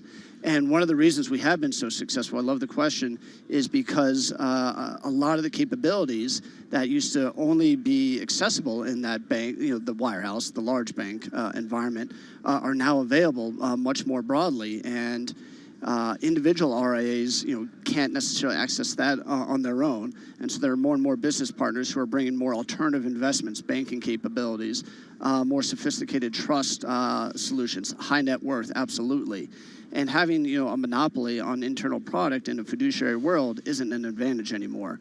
So I really like kind of the democratization of what's going on in the industry, and it's really given advisors a lot more choice and flexibility in how they do their business, which is obviously great. Why does, and I read about this, I've been on Wall Street for over 35 years, and it's been a constant trend, advisors leaving some of the big wirehouses and going out independent, and it kind of, I guess, it ebbs and flows in terms of the pace. What's the general reason why an advisor would leave a Merrill Lynch, a Smith Barney, and kind of go out on his or her own? Yeah, the reasons have changed and evolved and fluctuated over the years. But one of the constants has been ultimately you are now an entrepreneur. You own your business. And one of the fascinating trends, one of the great trends going on in the industry is the value of those businesses is going up significantly. So I expect to see that trend rise, because when you're, as an employee, you're obviously paid your salary. Hopefully, they treat you well on the way out. But ultimately, it's the bank's book. It's the bank's clients that they're going to push it back out to all of their other employees. When you've broken to independence and you own your own shop, you can monetize that business for great value. And so if you think about your own financial planning, you're getting a higher payout, and you can sell your business at the end. Financially, it just makes a world of sense. And then, the other big trend is advisors really like having the autonomy and the flexibility to make their own decisions and put their clients first. And not to say that isn't necessarily happening in the employee model per se, but there's a lot of competing, priorities in that type of environment when you're an employee, and also especially of public companies. When you have the opportunity to go independent, you're your own boss, and we're a partner for you. You don't work for Commonwealth. We support you. What's a typical kind of, I guess, asset allocation for one of your RIAs? Is it, stocks and bonds, or is it also alternatives? I guess, how sophisticated did they get? How far away did they get away from that 60-40 portfolio? Yeah, the 60-40 portfolio is definitely evolving, but it's more in the construct of it. So I think the end result is greater diversification. But you're obviously seeing much more use of ETFs and mutual funds for greater tax efficiency, much more demand for SMA solutions. What's SMA?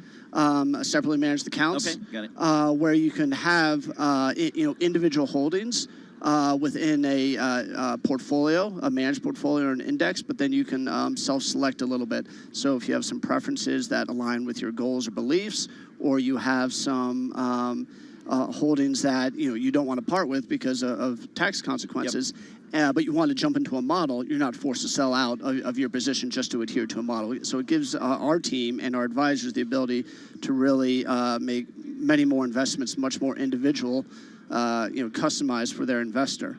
And so, at the end of the day, we're seeing steady growth in SMAs and which ultimately hold mutual funds, ETFs, stocks, fixed income, but also greater growth in alts. I mentioned a minute ago how the democratization RIA is moving downstream. The same with the investment product. The mass affluent American has now far greater access to alternative investments, and funds of funds with private equity and hedge funds. So we're seeing greater demand there and opportunity, which is great. So what's your view on the economy, given your position there, Trap?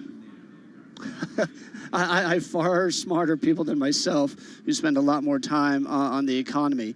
In short, the way I try and think about it is, if you are chasing whether it's the markets, interest rates, or the economy, and trying to run your business solely in that moment, you're often going to be left behind. How we like to manage Commonwealth and work with our advisors is see through the economic variables and the market fluctuations and the interest rate volatility. Plan long term. As best you can. And of course, you have both businesses and clients who have immediate short-term needs. And then, again, the people who are far smarter than myself come to bear and can really help out in those situations.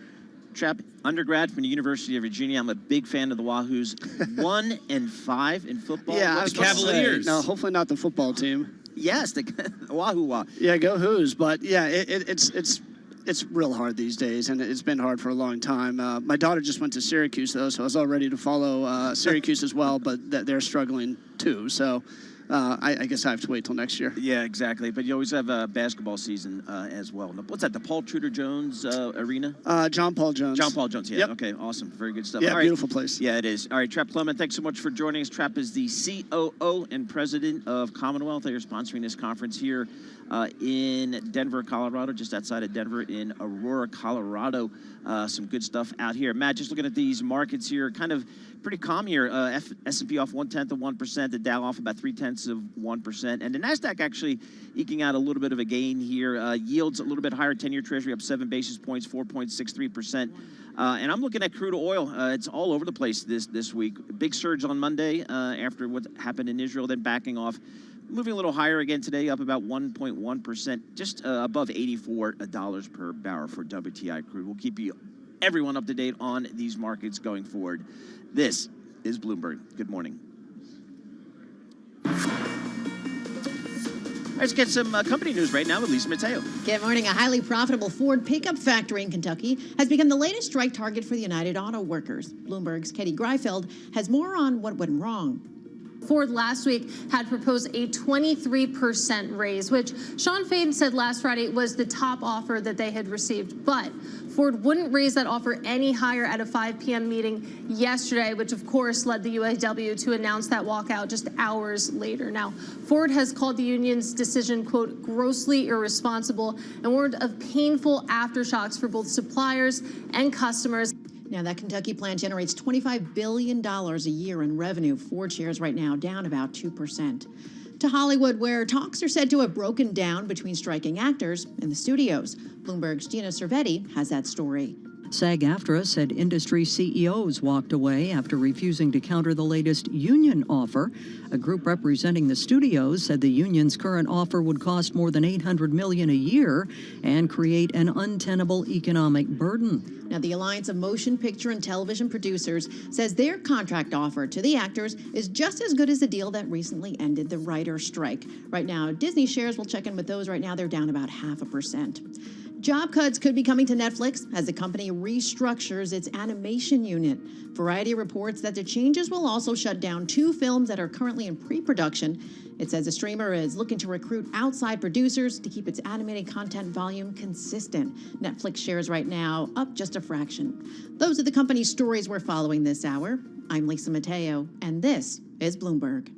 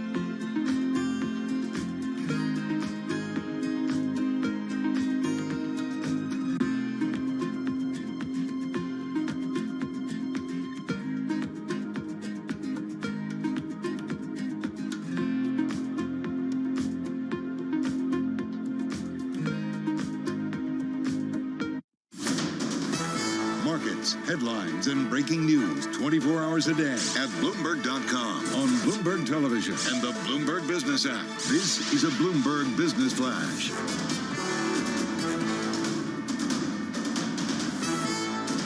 And I'm John Tucker in the Bloomberg Newsroom with this Bloomberg Business Flash. Major stock averages still mixed at this point. Yields, they are pushing higher.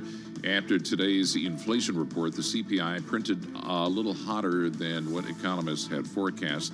The swaps market now pushing the odds of another quarter-point hike back to about 50%. This may seem a bit counterintuitive with higher yields, but it's the tech-heavy NASDAQ 100 that right now is pushing higher. You have Apple, Broadcom, NVIDIA, the leaders there. And then you have oil prices climbing after OPEC plus leaders, Saudi Arabia and Russia, reaffirmed their close cooperation. It's energy stocks among the best performers right now in the S&P 500. S&P 500 is overall down just 2 points. The Dow Jones Industrial Average 99 points lower, and the NASDAQ 100 up 66 points. That's a rise of almost 0.5%. The 2-year yield 7 basis points higher, above 5.06%. The 10-year 7 basis points higher. That is at 462. And we check the markets for you all day long right here on Bloomberg Radio. I'm John Tucker, and that is your Bloomberg Business Flash. Matt and Paul. All right, JT, thank you so much. We appreciate it. Matt Miller, he's in that Bloomberg Interactive Broker Studio in New York City. I am here live from the Commonwealth's 2023 National Financial Advisors Conference. We're at the Gaylord Rockies Resort in Aurora, Colorado. And Matt, I can report that the sausage biscuits are to die for here. Awesome. Fire you right up, get you set for the rest of the day. All right, let's talk to our next guest here, Vance Bars. He's a wealth strategist and founder at Your Dedicated Fiduciary, YDF. Vance, thanks so much for joining us here. Tell us what you guys do at YDF. YDF is a family office-style fiduciary financial planning firm that discretionarily manages assets for our 67 families, which are all around the country. And our focus really is in the advanced planning area. Prior to founding my firm 8 years ago, I spent a decade traveling the country full-time, specifically consulting and teaching private wealth managers on how to invest for their high net worth clients. And I realized that much of the industry, unfortunately, doesn't focus on advanced planning, and that is why I started our firm. Hey, Matt, Vance, he's part of that financial mafia there. Danielle DiMartino Booth, David Kotak, all those folks. Camp that Kotak. we know. So he goes to Camp Kotak, absolutely. Hey, Vince, I'd love to just kind of get you. We love talking to Danielle and Mr. Kotak, and kind of like to get their views. So when you go up there and you chat with those really smart folks about the markets, if you had to go up there today, what would your call be right now? Just in terms of the markets, the economy, how are you looking at things? It would be the same call that I had a couple months ago when I was attending Camp Kotak, which was amazing because I have read and corresponded, with these folks, and then to be a peer among them is just truly amazing. I'm in the higher for longer camp, which is an unpopular view. Higher inflation, higher rates kind of yes, thing? Okay. Yeah, very much so. And there's rationale to that. My view is that the economy changed during COVID, and there's this collective, palpable belief, not only among our clients, but also the investing public, that because of the interest rate raises vis-a-vis the Fed starting in March of 2022, that unemployment is going to spike and that we're going to have this recession and it's going to be horrible and the Fed is going to cut rates back to zero, launch the printing press again. And I fundamentally disagree with that. During COVID, people aged 55 and older were able to retire. That's me, man. Largely, hey, you know what? It's a pleasure to be here, Yeah, right? I'll get there someday, I hope. I'm in no rush, by the way. But in any event, they were able to retire because of the largesse of their nest eggs, which was a product of the 13-year quantitative easing, zero interest rate policy era that we had. People 30 years of age and younger were able to move back in with mom and dad and go back to school. So how human beings behave has materially changed, and because of that, we have a different economy, if you will. If the Fed were to come out and cut rates now, my view is that it would reignite inflation and we would be in this sort of vicious cycle. So if we look at the real rate, which is interest rates minus inflation, we're at about 2.5. Over the last 5 decades, what has it been? About 2.5. So we believe that we're not going to see a precipitous drop, and that because of that, the investment landscape has in fact changed. But there's opportunity there.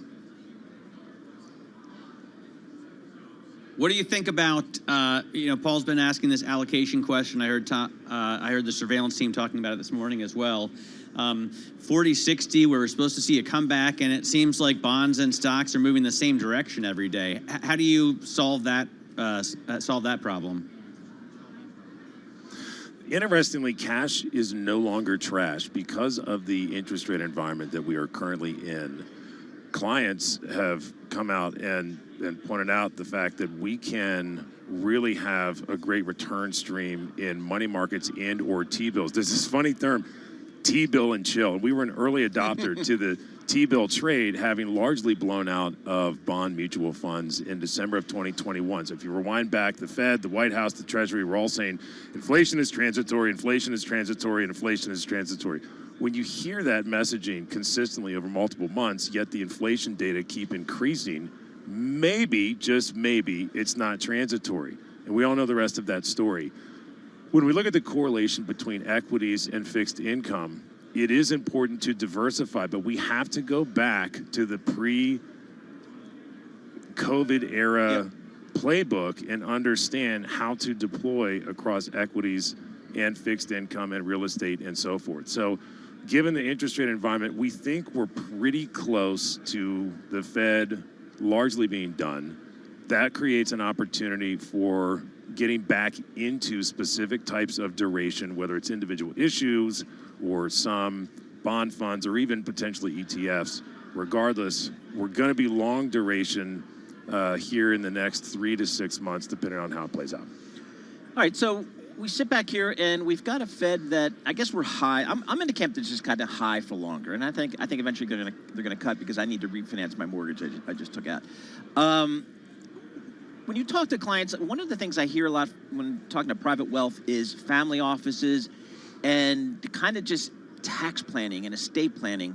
I mean, do people get that right yet? I mean, do people you talk to, are they savvy enough to kind of deal with that?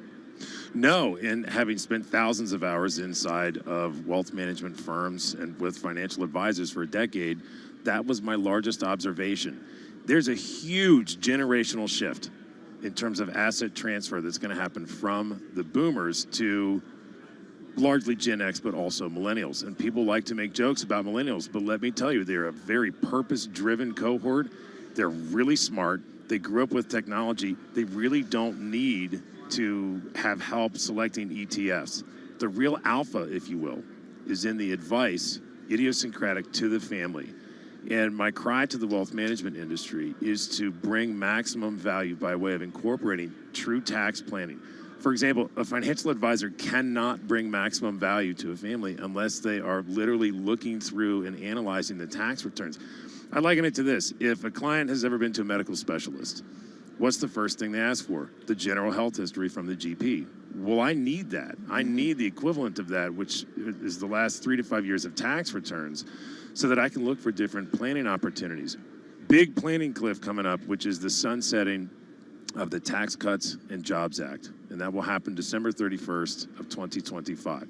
We're going to blink, it's going to be here, but the current estate tax threshold will be cut in half. So the largest underserved cohort in the wealth management industry is that $1 million to $25 million liquid profile. Why? Because many of the retail financial advisors, and I'm talking old guard retail financial advisors, don't have the advanced planning, technical expertise and acumen to understand certain things like IDGITs and ILETs and GROTs and different types of grantor trusts and so forth. And if you're one with a really high level money problem, which is having 25 million liquid, a lot of the private wealth firms don't focus on you because their minimum is 50 million and above. And these are big numbers, right? Yep. But there's a huge opportunity, and one of the great things about Commonwealth is that there's a big push for the advanced planning area with respect to bringing maximum value. All right, so I got to go to this because this is a theme I've been going on. University of Maryland, the worst conference decision of all time for you guys to leave the ACC. And it set off 25 years of disaster in college sports. 25 years later, what did the Terps feel about their move leaving the ACC for the Big Ten? I'm really sorry to disappoint you. So I love San Diego, California very much, and I grew up in Maryland, right? Yep. Native Marylander, not crabby, I might add.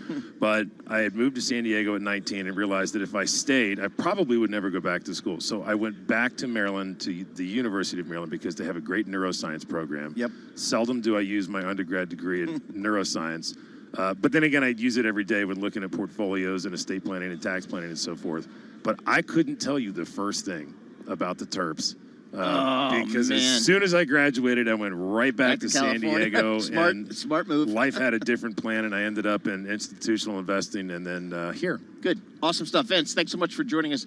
Vince Barrs, he's a strategist and founder at YDF. That's Your Dedicated Fiduciary, working with a lot of the folks here at Commonwealth, a lot of the RIAs at Commonwealth. Looking at this market here, kind of mixed, not a whole lot going on there. The S&P off about 1/10 to 1%. The NASDAQ eking out a little bit of a gain, about 1/10 to 1%, so we'll keep an eye on that. 10-year Treasuries, yields moving higher. And again, I'm sitting at my 2-year Treasury. I'm getting 5.07%, not too shabby. The 10-year up about 8 basis points, 4.63%. And we keep an eye on crude oil, WTI crude oil. That's up 1.6%. We're sitting right at 84. Right now, let's head down to Washington, D.C. World and national news with Amy Morris. All right, thank you, Paul. Secretary of State Antony Blinken and Israeli Prime Minister Benjamin Netanyahu met in Tel Aviv. Netanyahu thanked the U.S. for its unwavering support in the war against Hamas and compared Hamas to ISIS. And just as ISIS was crushed, so too will Hamas be crushed. And Hamas should be treated exactly the way ISIS was treated. They should be spit out from the community of nations. Secretary Blinken warned adversaries thinking of taking advantage of the current situation and reaffirmed the U.S. has Israel's back. This as Israel fired missiles at Syria's airports in Damascus and Aleppo, putting both out of service. Israeli jets hit more targets in Gaza as that nation vowed to wipe out Iran-backed Hamas. So far, 97 hostages are known to have been taken from Israel by the militants. The Israeli military says their families have been notified. Israeli military spokesman Lieutenant Colonel Richard Hecht says forces are preparing for a ground assault, but that the political leadership has not yet ordered one. House Republicans have jumped one speakership hurdle, but Bloomberg's Ed Baxter tells us there are more challenges ahead. The caucus nominated Steve Scalise for Speaker, yet there is a group of hardliners who say they will not vote for him, and another group who say they need to look further. The other contender, Jim Jordan, even backed him, but still not enough votes to get to the magic 217. Scalise says he needs to get to work. Our first resolution that we pass under Speaker Steve Scalise will be to make it clear that we stand with Israel. But that will have to wait because Scalise even saying there is a lot of work to do on this first. Ed Baxter, Bloomberg Radio. And House Republicans are set to meet today at 12:30 this afternoon. Global news 24 hours a day, powered by more than 2,700 journalists and analysts in more than 120 countries. I'm Amy Morris, and this is Bloomberg.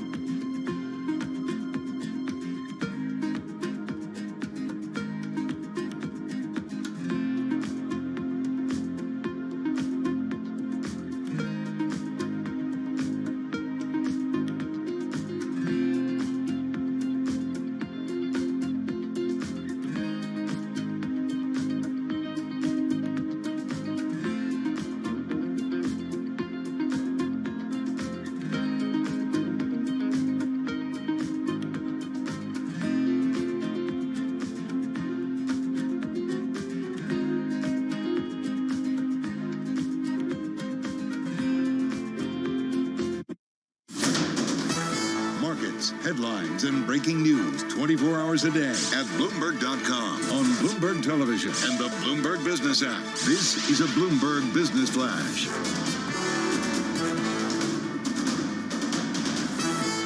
And I'm John Tucker in the Bloomberg Newsroom with this Bloomberg Business Flash. Right now, the major stock averages, they're mixed. NASDAQ 100 leading the gains. You have information technology and energy, the best performing industry groups in the S&P 500. This all comes against the backdrop of higher treasury yields and the consumer price index. That came in hotter than expectations. As a result of the CPI, Troy Gajewski at FS Investments isn't so sure the Fed will ever reach its inflation goal. Inflation will continue to come down, but the next 6 to 9 months, the question is, with a stronger economy, a still very hot labor market, is there a path to getting it to 2% anytime soon? And it looks more and more like the answer is no. Right now, the S&P 500, 4 points lower. That's down 0.1%. The Dow Jones Industrial Average, 114 points lower. That is down 0.3%. The NASDAQ 100, 65 points higher, up 0.4%. Look at Delta Airlines right now. Quarterly earnings beating estimates, but the carrier cut the high end of its outlook for this year's profit. Delta among the most active. That was down just about 1.8%. And we check the markets for you all day long right here on Bloomberg Radio. I'm John Tucker. That is your Bloomberg Business Flash. Paul and Matt. John Tucker. You're welcome. Thank you very much for that. How about that? Paul, you were talking earlier with Trapp out there at the conference, and he mentioned his kid goes to Syracuse, and the basketball stadium there is dedicated to the bass player from Led Zeppelin. The Carrier Dome? Oh, he said it was the John Paul Jones. So. No, that's not a UVA. That's the basketball arena. Oh, I think it's Paul Tudor Jones. Paul Tudor Jones. Well, if it's John Paul Jones, I would be impressed. No, I think you misheard that, Matt. Well, Paul suggested no, that's what he said. PTJ, and he did say it was JPJ. Yep. All right, Matt. We're broadcasting live here from Commonwealth's 2023 National Financial Advisors Conference. We're at the Gaylord Rockies Resort in Aurora, Colorado. Impressive place, Matt. I think you'd like it here. I definitely would like it. I love Colorado. I already told you how much I appreciate the airport there. The design is really cool. And apparently skiing, well, $300 yep, I think that's for a thing out here. Yeah.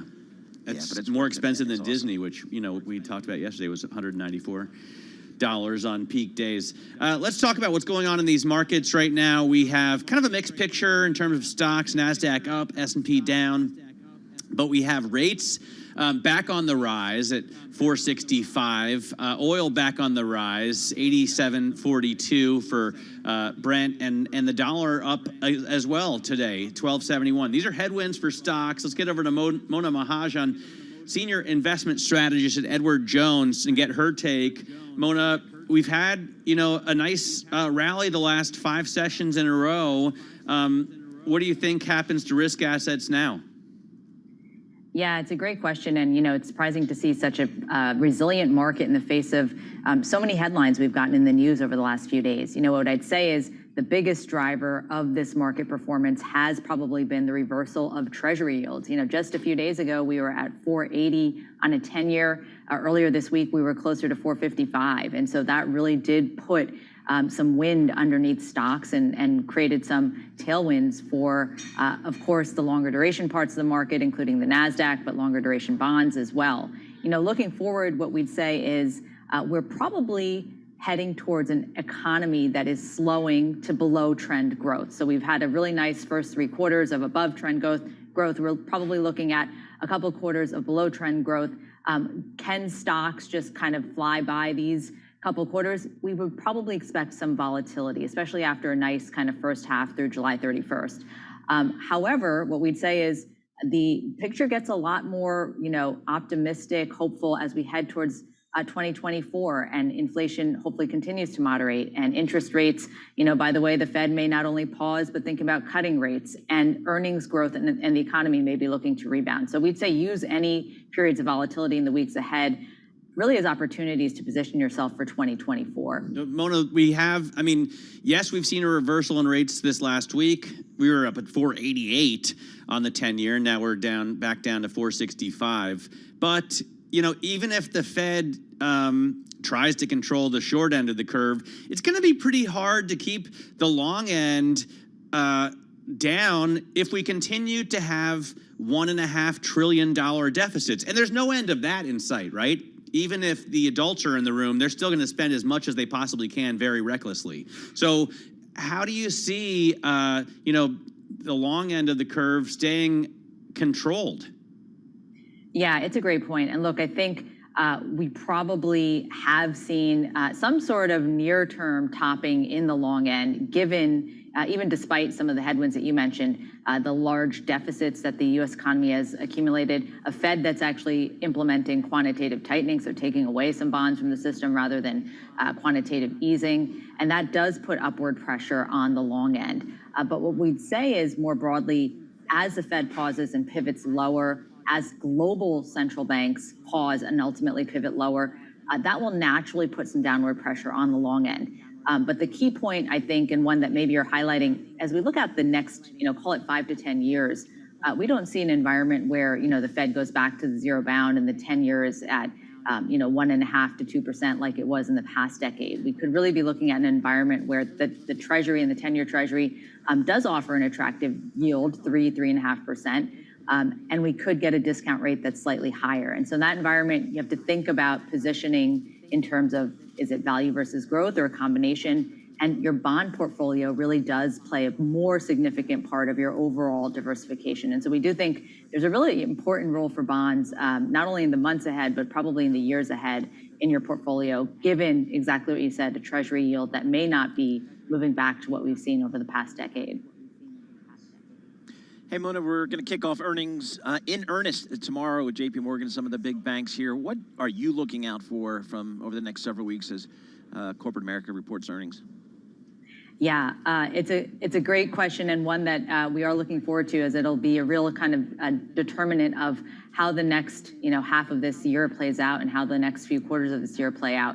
What we'll say more broadly is earnings after 3 negative year-on-year earnings prints in the S&P 500, 3 back-to-back negative quarters, really an earnings kind of downturn or recession. This quarter, we should see some stabilization. Now, the expectation is for flat earnings growth in the third quarter, but as we look towards Q4, the expectation is for positive earnings growth. So we're at this inflection point from an earnings perspective, and markets really do kind of look forward, and perhaps some of the volatility we actually saw last year through October was looking at this earnings recession. And now as we look forward, looking for positive earnings growth, Q3, we expect companies as usual to meet or slightly exceed expectations. But really what we'll be watching for is if this positive inflection in Q4 is realistic or not. And we'll be listening first from the banks, then of course from technology and the retail sectors as well. Well, in margins, I think will be interesting because we saw margins expand as inflation took off. Does that turn around now? Yeah, it'll be interesting. Certainly, labor costs remain elevated. Inflation, has moderated. Do companies are they still able to pass on costs? But also, have they been able to cut some of their producer wholesaling costs? And we've seen the PPI has come down despite yesterday's print that seemed a little elevated. But from a year-on-year perspective, we have seen PPI return to that 2%-ish level. And so I think that's important for margins as well. I think for small businesses and the small cap space, that labor cost will be really important. So what direction of travel that's heading in, I think will be a key question for this earnings season.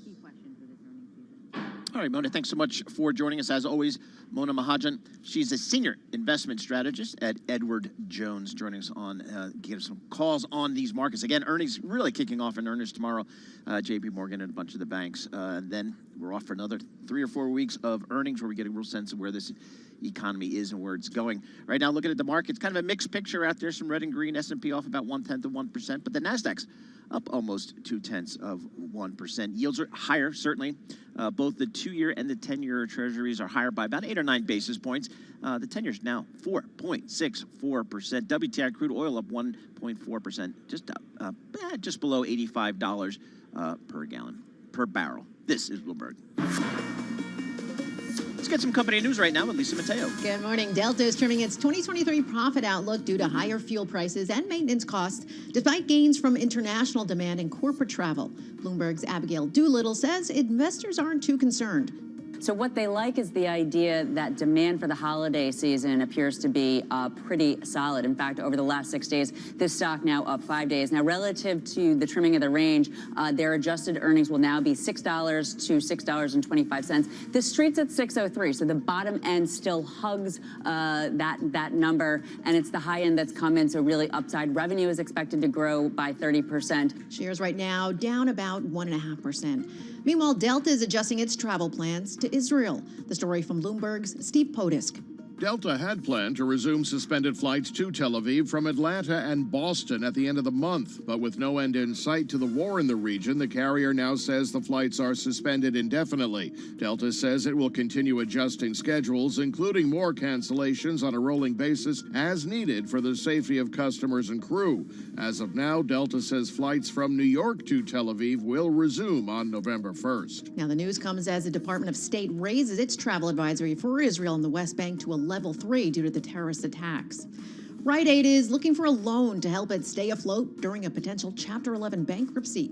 Sources tell Bloomberg the pharmacy chain is in talks with Bank of America to arrange a debtor in possession or DIP financing. Shares of Rite Aid right now down about 12%. Those are the company stories we're following this hour. We'll have more Bloomberg Markets in just a bit. I'm Lisa Mateo, and this is Bloomberg.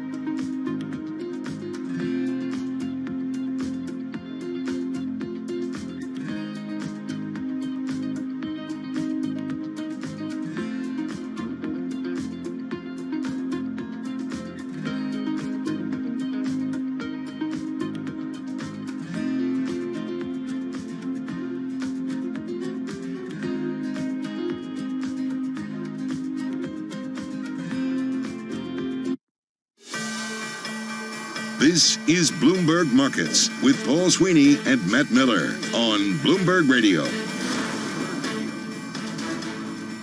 All right, Matt Miller and Paul Sweeney live with you. We are broadcasting live from Commonwealth's 2023 National Financial Advisors Conference at the Gaylord Rockies Resort in Aurora, Colorado.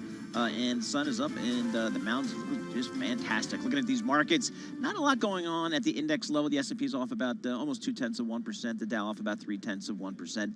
And NASDAQ up just fractionally here. Yields, they are moving. Yields are higher here. We've got the 10-year Treasury up about 9 basis points, 4.64% on your 10-year WTI crude oil. It's higher just about $84.50 per barrel. So we got some movement there in the commodity space. Right now, let's head down to Washington, D.C. World and national news with Amy Mars. All right, thank you, Paul. Secretary of State Antony Blinken is in Israel, where he says he's there not just as America's top diplomat, but also as a Jew. My grandfather, Maurice Blinken, fled pogroms in Russia. My stepfather, Samuel Pizarro, survived concentration camps, Auschwitz, Dachau, Majdanek. Blinken also met with Prime Minister Benjamin Netanyahu as he tries to work to secure the freedom of about 150 hostages kidnapped by Hamas, some of whom are American. House Republicans are meeting this afternoon, just a day after narrowly nominating Steve Scalise to be their next speaker. Bloomberg Government's Jack Fitzpatrick is in Washington and says getting Scalise the gavel may be taking more time. There was a vote among the House Republican Conference in which he got 113 out of 225 votes. There's no single person who clearly has enough support to become speaker right now. Bloomberg Government Congress reporter Jack Fitzpatrick. Scores on the ACT college admissions exam dropping to their lowest level in more than 3 decades. Mark Wiggins is with the American Federation of Teachers. All the studies have shown that having an in-person instructional setting is vastly superior to any other form of instruction. Test scores have been falling for 6 consecutive years, but the trend accelerated during the COVID pandemic. Former Barclays boss Jess Staley has been fined more than $2 million, banned from the UK financial services industry. The Financial Conduct Authority says Staley recklessly misled regulators and the bank about his relationship with financier and sex offender Jeffrey Epstein. Staley, who resigned in 2021 over the probe, is appealing the regulators' findings at a tribunal. Global news 24 hours a day, powered by more than 2,700 journalists and analysts in more than 120 countries. I'm Amy Morris, and this is Bloomberg, Paul and Matt. All right, thank you so much, Amy Mars. Hey, Matt, for the automakers, this is getting serious here. I mean, the Ford's now being struck at their Kentucky plant, and this is the plant where they make, the F-Series pickups, Lincoln Navigator, Ford Expedition. These are the high-price, high-margin products. This is getting serious. Yeah, not just your average F-Series pickup truck, not the F-150s, but the Super Duties. So the big bad boys that have huge price tags to match and provide giant margins. That's why it's going to get painful for the Ford Motor Company. And if they do the same thing at Chevy and Stellantis, you could see real problems there as well. Maybe that means they come closer to an agreement, because I think Ford has now offered as much as 23% in terms of raises. That's the highest of the big three. But of course, we know the union wants about 30. My buddy of mine manages a dealership down the Jersey Shore, mostly I think Chrysler, Jeep, that kind of thing. He said the Wranglers, the supply of Wranglers, which is a big seller for them, it's starting to get a little dicey on the supply. Yeah, absolutely. And then you're going to see, well, with the Wrangler, there's not a lot of cross-shopping you could do. I guess you could look for a Bronco, but they have a strike at that plant as well. And otherwise, you're going Defender or G-Class, which is a big step above in terms of price. So if you're looking for an off-road vehicle, tough. You could do what I did. You could do what I did, man. We did the BMW X3, which I'm very happy with so far. I've actually put on maybe a whole 100 miles on this thing yet since I walk to the train station every day. But that's a good vehicle. But we'll stay on top of the strike. This is going on a lot longer than I think a lot of people thought. This is Bloomberg.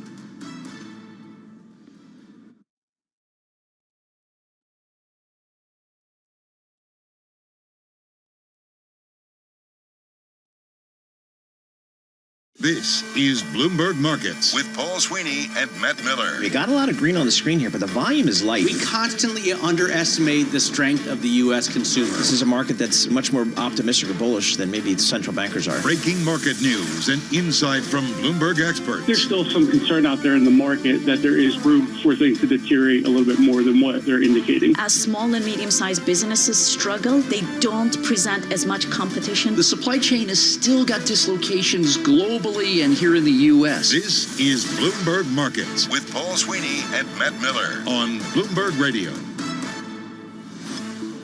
All right, we're broadcasting live from Commonwealth's 2023 National Financial Advisors Conference at the Gaylord Rockies Resort in Aurora, Colorado. Coming up in this hour, we're going to check in with Wendy Schiller at Brown University. She's going to join us to discuss the latest on the vacant House Speaker and the Biden administration's response to the war in Israel. And then Hassam Naji, CEO at Marcus & Millichap, will join to discuss real estate mortgage rates and commercial real estate. That's going to get very difficult very quickly. But first, let's go to John Tucker and get a Bloomberg Flash. And thanks, Matt and Paul. Treasury yields popping higher. The major stock averages, they are mixed. Consumer inflation data bolstering speculation on another Federal Reserve rate hike, even if the central bank decides to pause next month. Well, this is morning. The CPI a little hotter than expectations. Economist Jay Bryson at Wells Fargo reacting to today's inflation report. I don't think it's going to change anybody's view of what's going on in the economy. I don't think it changes anyone's view, at the Federal Reserve about this. I think it, maybe in general it kind of keeps them in play. It keeps the possibility of another rate hike, probably not in November, maybe December, alive.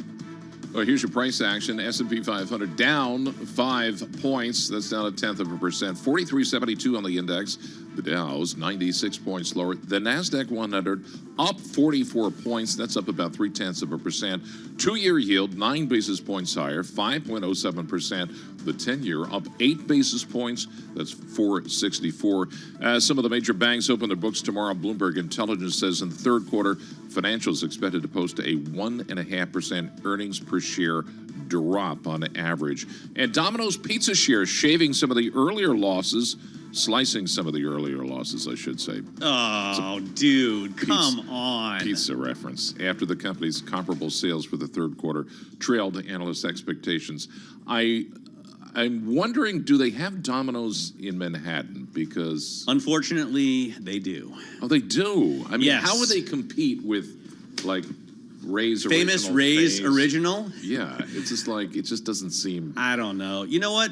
I feel like it's a slightly different food than pizza at Domino's, even though it's still called pizza and shaped and looks kind of like a pizza. But it's basically wet cardboard with marinara sauce. That's harsh. Onto, well, I got to give Domino's credit. Like that. I got to give Domino's credit for, at one point they said, we know this pizza is not good. And so we're changing the recipe. And so they're at least trying. But the interesting thing to me is, why partner up with Uber? Every pizza place in the world has a delivery service. You don't need to have a delivery service for the delivery service, right? I don't know what the breakdown is, but they also offer things like lava cake, which I'm told that in certain circles, after imbibing on certain things, that's one of the preferred munchie snacks. I heard from someone on Twitter that the reason they go with Uber is because you can use SNAP benefits. You can use food stamps with Uber Eats in 2024. Okay. And you can't use those SNAP benefits with Domino's restaurants directly, except for in the states of California and Arizona so far. Okay. Which I thought was really interesting. I've done a little bit of research in it. I can confirm it to some extent. In terms of Googling. Let's just leave it at that then. But I think it's interesting. All right, John Tucker. What a fantastic tangent that was. Let's bring in Jess Menton here. She covers equities for us here at Bloomberg News, and she's taking a look at the CPI-PPI spread. Is this relevant to what we're seeing happen in the S&P? It is, but for our YouTube audience, looking over at Paul, I feel like he's about to call a college football game with that headset on. It does look like, yeah, he's sitting courtside there. Right. About to call a big game over there. But Colorado of course, Buffs game. Yeah. I know he's getting ready for the weekend, but he's going to hang with Coach Prime this weekend. right. So looking at the PPI CPI spread, this is something I mentioned to y'all yesterday, but I was waiting for obviously us to get the CPI data this morning for that to update. What's interesting about it is, so the point is we've seen it improve vastly over the past year, which translates into improvement with corporate margins and helps obviously support stock prices. What is interesting about it, though, when you're looking at that particular spread, and Jillian Wolf at Bloomberg Intelligence on their equity side covers this often in their research notes, but something I noticed when I was looking at the chart, it actually peaked out after the data this past May. So you're starting to see, when you're looking at that, the producer price is re-accelerating faster than consumer prices. So in particular, when you were looking at the report yesterday in the producer prices for final demand, less foods, energy, trade services, all that, it actually increased 0.2% in September. So that's the fourth consecutive advance. So over the summer coming into the fall, we're continuing to see that move higher. The reason it matters, those indexes measure changes in margins received by wholesalers and retailers and businesses from whom most households directly purchase goods and services rather than directly from manufacturers themselves. So it's interesting to see whether that trend continues, because the point is it's above zero. It's around 1.5%. If you compare that to where it had been in March of 2022, that's clearly when the Fed began its rate hike cycle, it was actually over -3%. So as long as it stays above zero, Jillian Wolf thinks that's still an optimistic sign for corporate margins. But if you see that fall below zero, then that would begin to be another problem there as far as what's happening on the wholesale side of things and input prices. So typically it matters because investors tend to look at that as a more forward-looking gauge before you're seeing that filter in through to consumer prices. So that's something that I've been keeping a close eye on and want to see where the direction goes in the next few months. Hey, Jess, earnings really kick off in earnest tomorrow here. What's the street saying about earnings? Is the earnings recession over? What are we hearing from the street? Well, if you do look sort of at the totality of how the earnings projections are, Bloomberg Intelligence, when they're doing the consensus estimates on Wall Street, it's looking for a contraction of around a little over 1% for the latest quarter. But some of that is getting skewed by different things there. So say, for instance, if you're taking energy out of the equation, it looks like potentially the earnings recession could actually end into the third quarter if those estimates, and also actually Wendy Song at Bloomberg Intelligence was talking about how typically over the last 30 years, companies have beat estimates on average of over 60%, but in the last 2 years, it's actually been even higher, around 80%, just because of the dynamics of coming out of COVID and the pandemic. So she's thinking that because if you do have the bar, I mean, and you know this, Paul, the bar is always set a bit lower for companies to more easily beat, but it's been even more true the last 2 years compared with the last 3 decades. So if we continue to see that happen, she's thinking that it could actually, the earnings recession in the S&P 500 could actually end in the third quarter, even though right now, when you're looking at the consensus from Bloomberg Intelligence data, has it for the fourth quarter of this year. All right, Jess, thanks very much. Jess Metten there, looking at the stock market for us through a few different lenses.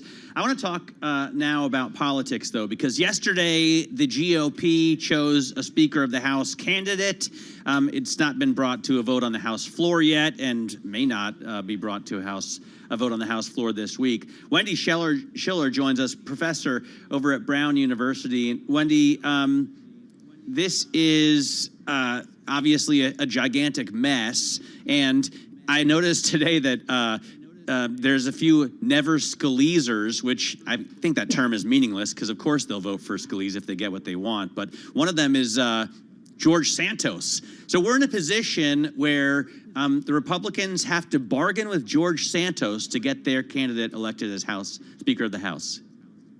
Well, you're raising a really interesting point, because also any measure to expel, because the House can expel its own members. It can censure, but it can also expel. And so any measure to expel George Santos requires that there be a governance structure of the House, that there be a speaker in place. Now, the interim speaker, Patrick McHenry of North Carolina, he can do that. he can convene the House that way. So they could actually try to kick George Santos out before they have repeated votes on the speakership. This is an absolute, to me, a crisis for the congressional Republican Party, but not necessarily for Donald Trump or Ron DeSantis or Nikki Haley or Tim Scott or any of the other contenders for the presidential nomination. So there's pressure on the Republicans, but it's really, how do you keep the House? And are the voters of California and New York, who really gave the Republicans the majority with additional seats and flip seats in 2022, are they going to be happy with this and put up with this? Or will the Democrats manage